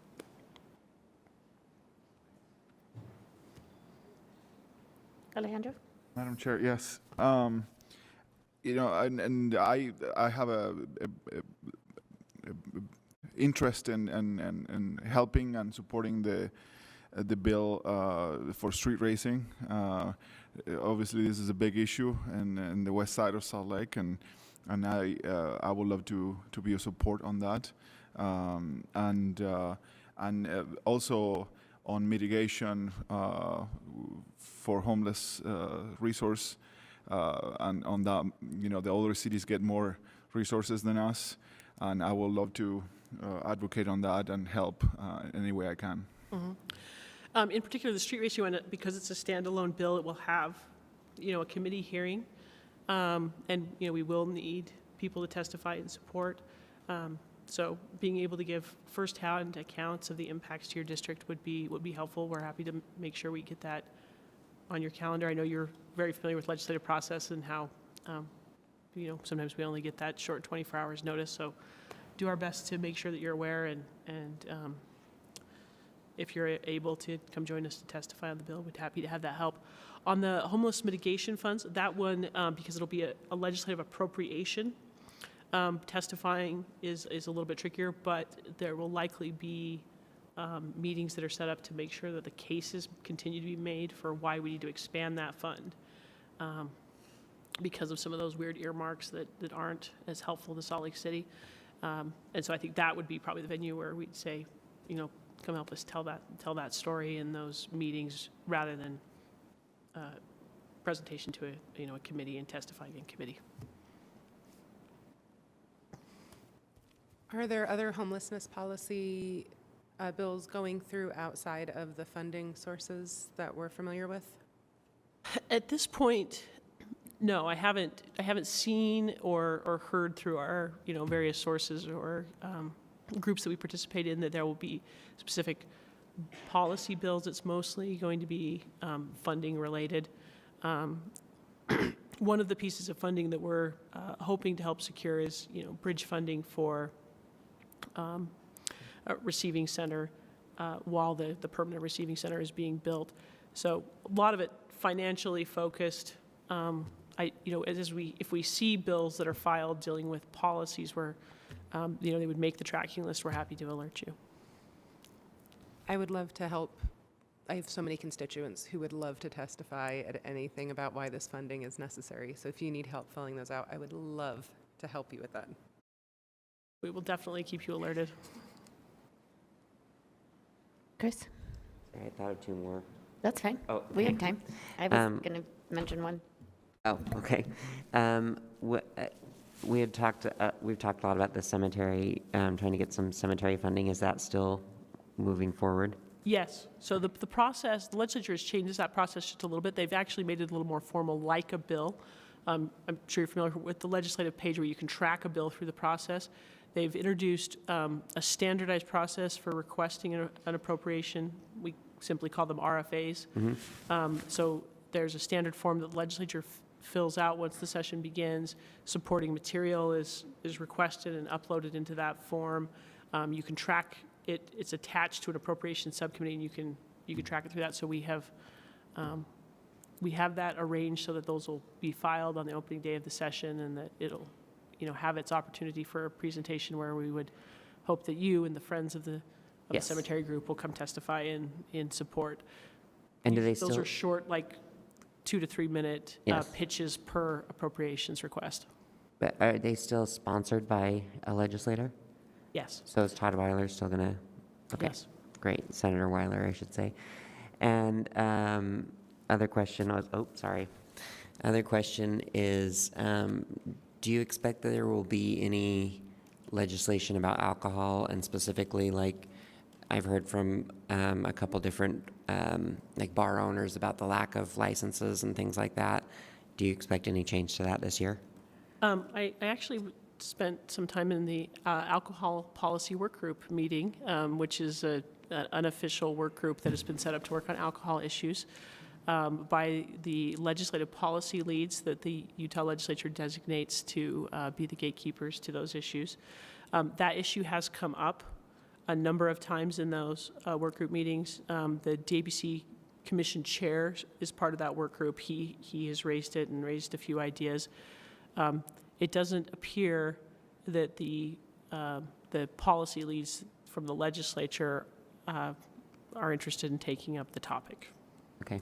It has been raised. The bars, the restaurants, the commission, they have definitely made that case and that plea, but it doesn't appear that that's going to make it into the omnibus alcohol bill that is the Utah way of running alcohol legislation.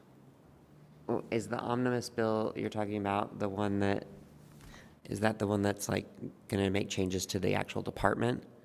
So the omnibus bill, the path that the Utah legislature has adopted the last few years, it's evolved over time, but they've traditionally the speaker designates one member of his caucus and the president designates one member of his caucus, and those two people are the sponsors of that omnibus bill, and it includes the package of what's going to be allowed to move through, essentially. And it'll this year's bill will include a number of things, offhand that I can mention are there's an issue dealing with hard seltzers that is going to be included. There are some minor tweaks to licenses dealing with proximity that have been discussed and have kind of been massaged and look like they're going to move through.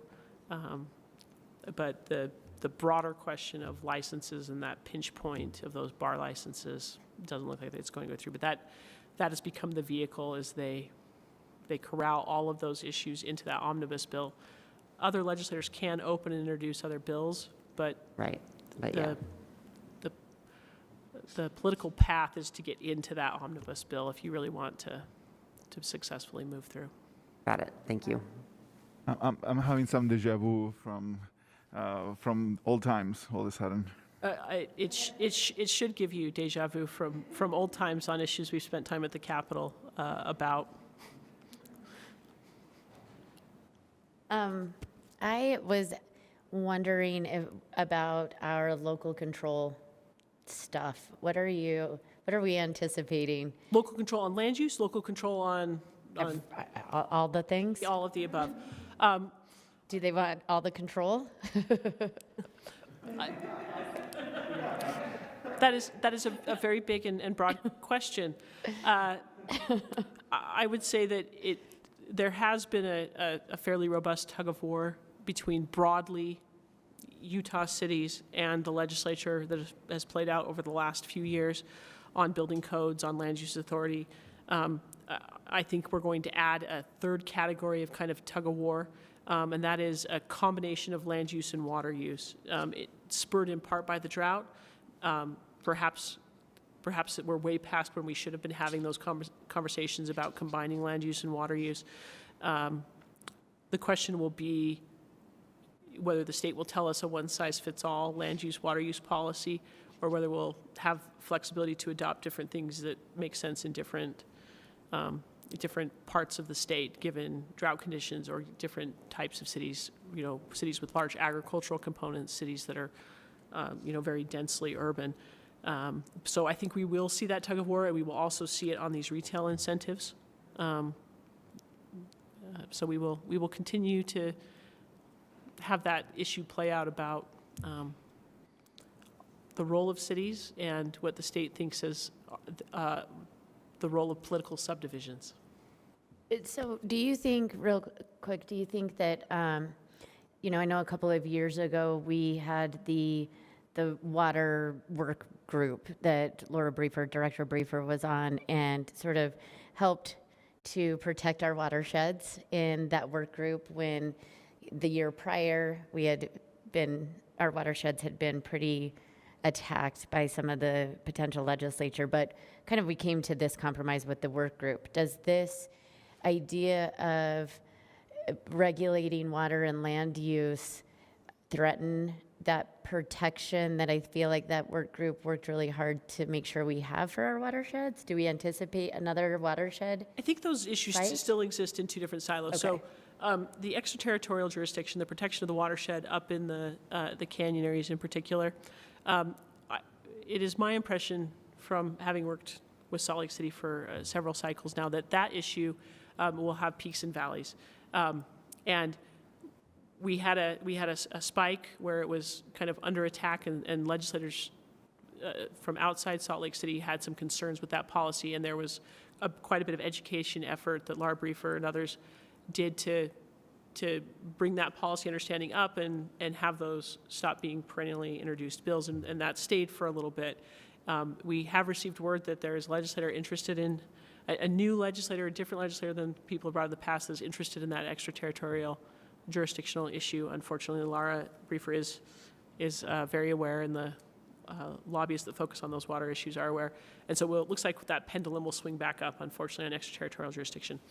On land use planning and the water use plan that goes with land use planning, I think that all of you probably received, and hopefully some of you are able to attend, Speaker Wilson is holding a summit on the Great Salt Lake tomorrow morning.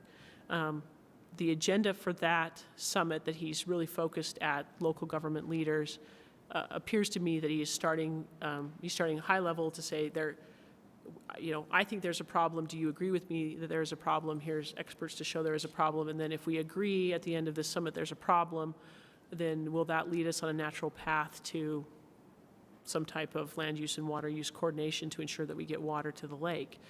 So I think that conversation is starting and is being teed up, and hopefully that if it's not on your calendars, we can get it there. And if you can attend, I think it would be great, because that's where I think that dialogue is going to start, is tomorrow morning. But those are still somewhat separate, because the watershed protection is a little bit different than the local land use and the water uses that are tied directly to it. Great. Yay! Any other questions for Kate Bradshaw? Go ahead, Chris. Sorry, I do have two more. When you say seltzers, yes, are we talking about like taking those out of grocery stores? How deep do you want me to go? I can go. I can go fairly deep. So you tell me when to stop. The issue is yeah, 5% down. Hard seltzers are commonly brewed using malt substitutes. Right. Sugar being the most common. Right.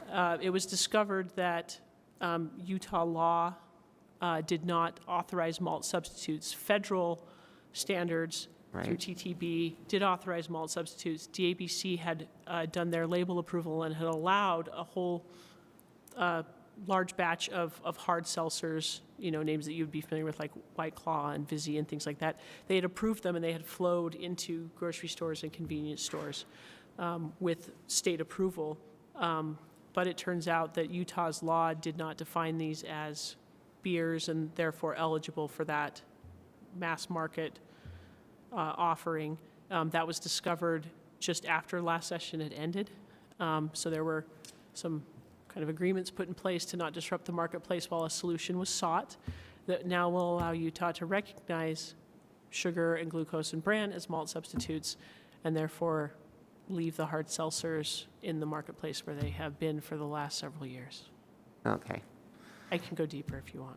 That's fine. That's fine. And then with the Great Salt Lake and this summit, do you think there is a sense of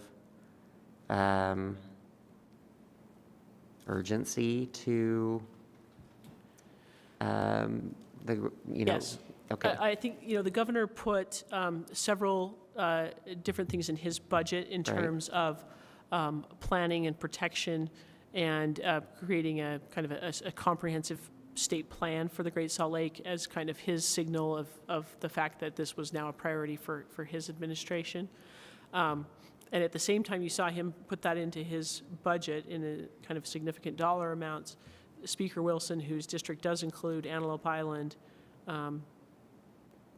announced that he wanted to host this summit, that he saw this as an important concern. So I think the fact that you have, these two signaling that this is of concern to the Wasatch Front and to therefore, the state as a whole, it will be the subject of bills and appropriations this session. Yeah, well, it's Antelope Peninsula now. At this point, it's walkable from my home, I think, if I just put on my rain boots. So, but like on a scale of like, not that serious, let's, maybe do a couple things, but not make any big changes, to very serious, where would you say the legislature is? I think the speaker in particular is very serious about it because he's put this his personal emphasis in organizing this summit and using his resources, his personal finances to host it and to elevate the topic. So okay. I think Speaker Wilson has decided this is very important. I think the governor actually released his budget from the shores of the Great Salt Lake to highlight it. So I think it has gone from on the state's to-do list as like a we'll get to it, to it probably ranks within the top 5 issues. Like there's COVID. Yes. And a few others, and then the Great Salt Lake would be my assessment. That's good to hear. Thank you. Council members, anything else? Kate will be visiting us a lot during as the one way or another as the legislative session starts to heat up. So I wanted to come in person because during the session I might be joining you via Zoom. Madam Chair? Yeah. I did want to ask also about ADU. You mentioned there was something about ADUs. I was wondering what that was and if that's at all related to short-term rentals. It very well likely could be. If you recall, last session there was a bill dealing with a statewide requirement for ADUs. Before that had only been something that was an option under the moderate income housing plan for cities of a certain size. Some cities had adopted that in their plan, some cities had not, but it was in the menu. The bill that was proposed, HB 83 by Representative Ward, instead said all cities will have ADUs. There were negotiations through the sessions to allow a few workable things that were included, particularly for towns that had colleges or universities, being able to, because the emphasis was on affordable housing, allowing you to restrict them if the municipality chose for use as short-term rentals, allowing a business license or a deed restriction were things that were included in that bill as tools. There has been some discussion about not allowing municipalities to require a business license for an ADU. For some municipalities, I think that had been intended as the tool to track ADUs used as a short-term rental versus ADUs used as longer-term housing for someone. So that is in part why that is on our radar, is that ability to kind of track through a business license, whether it's being part of affordable housing solution or whether it's part of someone's kind of tourism visit to Utah to ski or take in something else is part of how that might be used. So the bill may remove the city's ability to require a business license. Yeah, that's what we have been alerted to. Okay. The bill is not yet numbered. We haven't seen it in draft form yet, but that's what we're concerned that may happen. Well, There we may should also definitely be keep on top of that one. There may be other tweaks. It is somewhat unfortunate, I think, that the moderate income plan hadn't been in place that long. It's kind of just barely starting to see some results, only to be tweaked. It'd be somewhat a shame to have gone through the process to get to last year's bill, only to then see it tweaked before you can really. I think cities had to have that bill implemented by October 1, so you really wouldn't have seen, much trackable data yet happen from the requirements of that bill. Council members? And Kate, thank you for being here in person. I know we will see you virtually throughout, but it is good to see you. Thank you for your work, and I hope you get to breathe a little bit before the session starts. Here's hoping there's some skiing soon. All right, council members, that concludes our basic agenda. Thanks so much, Kate. I will ask for a motion for closed session.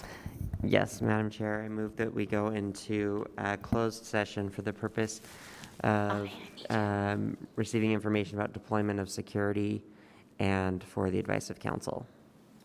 Second. I have a motion by Councilmember Wharton, a second by Councilmember Dugan. I will roll call this. Councilmember Valdemoros? Yes. Councilmember Dugan? Yes. Councilmember Wharton? Yes. Councilmember Petro Eschler? Yes. Councilmember Pui? Yes. Councilmember Mano? Yes. And I am a yes. We are now in closed session.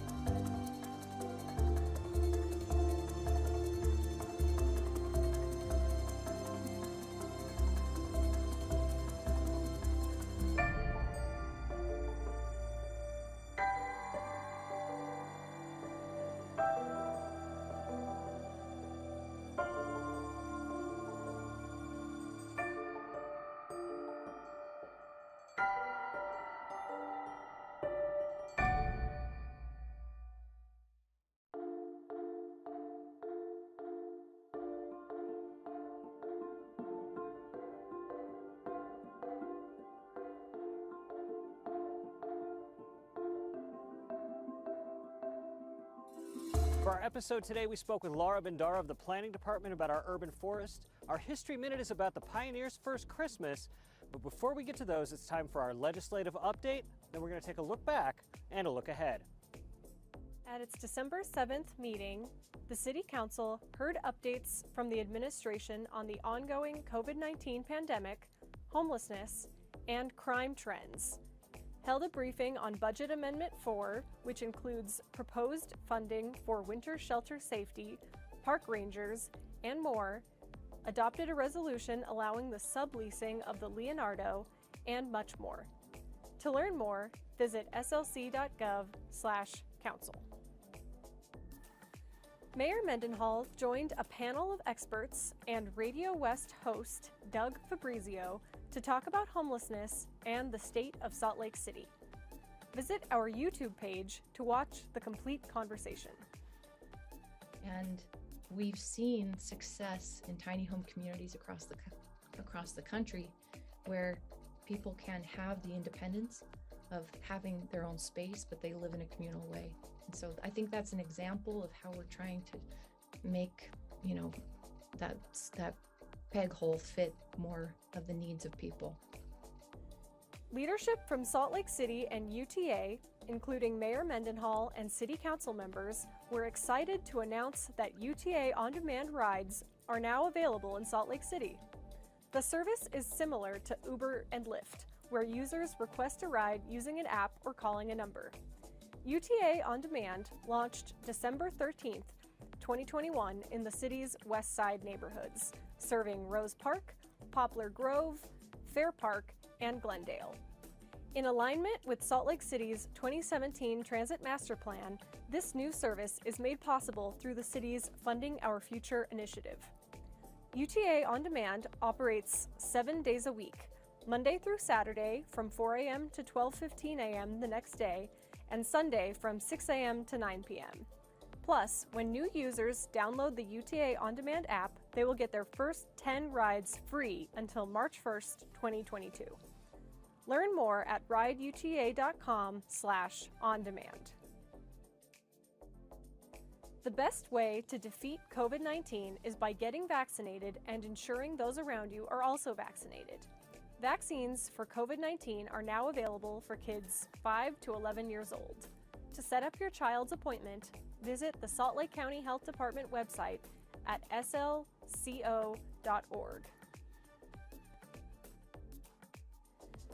Remember, one of the best ways to help prevent winter inversion this season is to cut down on your vehicle emissions. Walk if you can, chain your trips together to cut down on unnecessary trips, and be sure to turn your key and be idle-free. To learn more, visit slcgreen.com. For our interview today, we spoke with Laura Bendara from Salt Lake City's Planning Department about our urban forest. Planning has been working on an urban forest action plan, and the survey is really related to trying to understand the needs, wants, concerns around street trees in neighborhoods. We learned in 2015 when we did our general plan that Salt Lake City residents really value the urban forest and really value our trees. They called our green network one of our greatest assets. And so this plan is all about trying to actually figure out how to preserve what we have and expand, keep growing the urban forest, which is what residents wanted to see back in 2015. The urban forest is a modified natural system. Sometimes I talk about it as an engineered ecosystem or living infrastructure. When we're talking about trees in parks and golf courses are an important part of that, but when we're talking about street trees in particular, they intersect with all of our other kind of utilities and infrastructure in the city. And so to really get all the incredible benefits the urban forest provides, we have to understand how it interacts with those other infrastructure systems so that we can plan and make wise decisions to really, like I said, maximize these incredible benefits of the urban forest, which range from improved air quality to water quality to, better spaces for neighbors to socialize.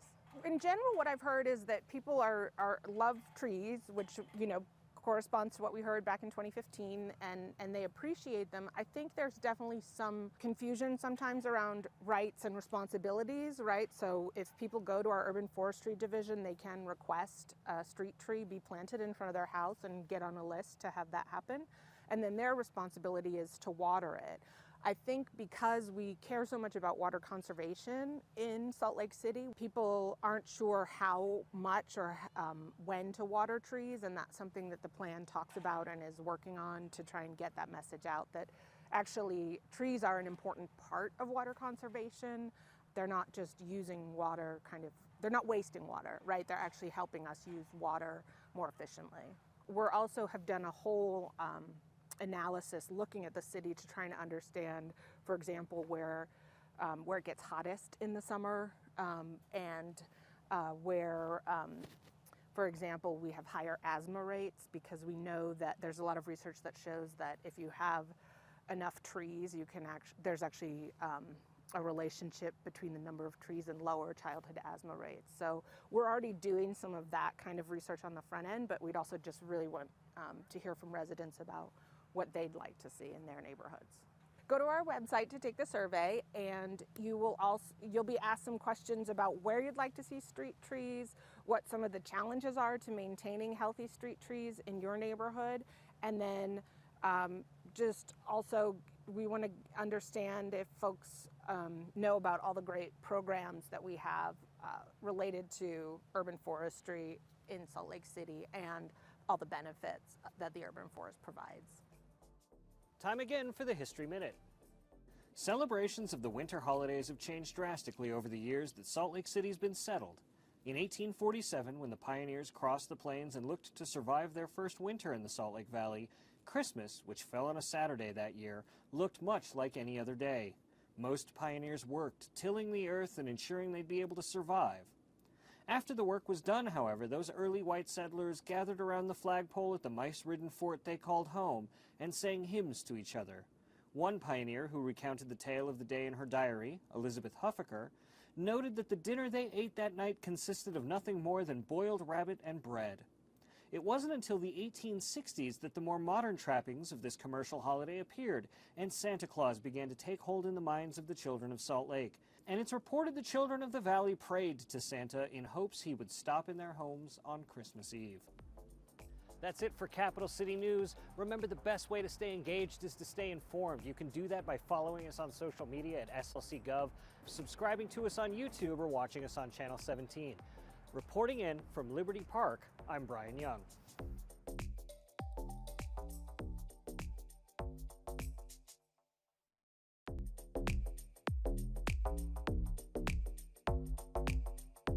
Welcome to Capital City News, your source for staying informed and engaged with Salt Lake City government. I'm your host, Brian Young, with Salt Lake City TV. For our episode today, we spoke with Laura Bendara of the Planning Department about our urban forest. Our History Minute is about the pioneers' first Christmas. But before we get to those, it's time for our legislative update. Then we're going to take a look back and a look ahead. At its December 7th meeting, the City Council heard updates from the administration on the ongoing COVID-19 pandemic, homelessness, and crime trends.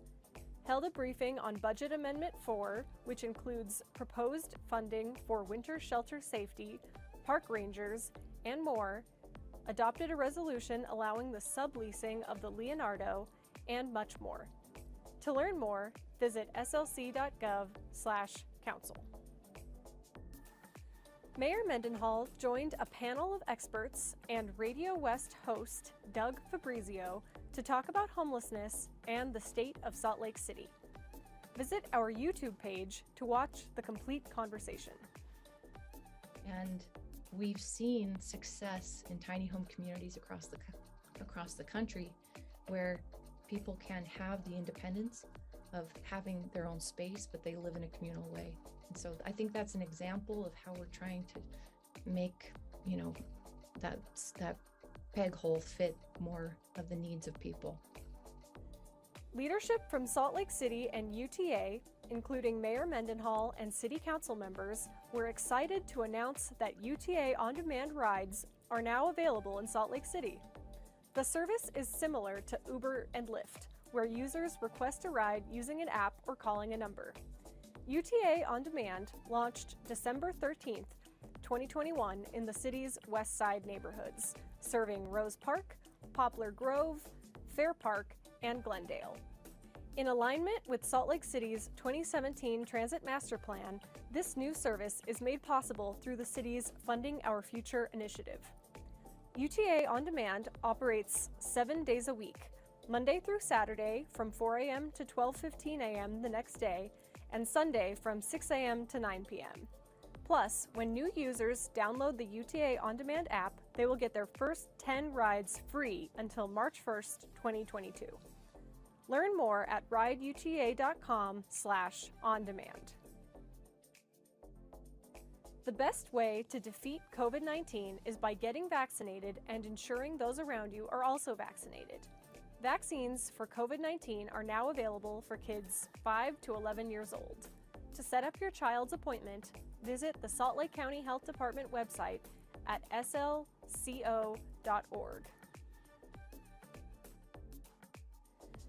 Remember, one of the best ways to help prevent winter inversion this season is to cut down on your vehicle emissions. Walk if you can, chain your trips together to cut down on unnecessary trips, and be sure to turn your key and be idle-free. To learn more, visit slcgreen.com. For our interview today, we spoke with Laura Bendara from Salt Lake City's Planning Department about our urban forest. Planning has been working on an urban forest action plan, and the survey is really related to trying to understand the needs, wants, concerns around street trees in neighborhoods.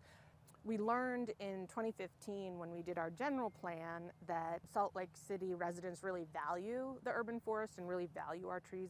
They called our green network one of our greatest assets. And so this plan is all about trying to actually figure out how to preserve what we have and expand, keep growing the urban forest, which is what residents wanted to see back in 2015. The urban forest is a modified natural system. Sometimes I talk about it as an engineered ecosystem or living infrastructure. When we're talking about trees in parks and golf courses are an important part of that, but when we're talking about street trees in particular, they intersect with all of our other kind of utilities and infrastructure in the city. And so to really get all the incredible benefits the urban forest provides, we have to understand how it interacts with those other infrastructure systems so that we can plan and make wise decisions to really, like I said, maximize these incredible benefits of the urban forest, which range from improved air quality to water quality to, better spaces for neighbors to socialize. In general, what I've heard is that people love trees, which, corresponds to what we heard back in 2015, and they appreciate them. I think there's definitely some confusion sometimes around rights and responsibilities, right? So if people go to our urban forestry division, they can request a street tree be planted in front of their house and get on a list to have that happen. And then their responsibility is to water it. I think because we care so much about water conservation in Salt Lake City, people aren't sure how much or when to water trees, and that's something that the plan talks about and is working on to try and get that message out, that actually trees are an important part of water conservation. They're not just using water they're not wasting water, right? They're actually helping us use water more efficiently. We also have done a whole analysis looking at the city to try and understand, for example, where it gets hottest in the summer and where, for example, we have higher asthma rates, because we know that there's a lot of research that shows that if you have enough trees, there's actually a relationship between the number of trees and lower childhood asthma rates. So we're already doing some of that kind of research on the front end, but we'd also just really want to hear from residents about what they'd like to see in their neighborhoods. Go to our website to take the survey, and you'll be asked some questions about where you'd like to see street trees, what some of the challenges are to maintaining healthy street trees in your neighborhood, and then just also we want to understand if folks know about all the great programs that we have related to urban forestry in Salt Lake City and all the benefits that the urban forest provides. Time again for the History Minute. Celebrations of the winter holidays have changed drastically over the years that Salt Lake City's been settled. In 1847, when the pioneers crossed the plains and looked to survive their first winter in the Salt Lake Valley, Christmas, which fell on a Saturday that year, looked much like any other day. Most pioneers worked, tilling the earth and ensuring they'd be able to survive. After the work was done, however, those early white settlers gathered around the flagpole at the mice-ridden fort they called home and sang hymns to each other. One pioneer, who recounted the tale of the day in her diary, Elizabeth Huffaker, noted that the dinner they ate that night consisted of nothing more than boiled rabbit and bread. It wasn't until the 1860s that the more modern trappings of this commercial holiday appeared, and Santa Claus began to take hold in the minds of the children of Salt Lake. And it's reported the children of the valley prayed to Santa in hopes he would stop in their homes on Christmas Eve. That's it for Capital City News. Remember, the best way to stay engaged is to stay informed. You can do that by following us on social media at SLC.gov, subscribing to us on YouTube, or watching us on Channel 17. Reporting in from Liberty Park, I'm Brian Young.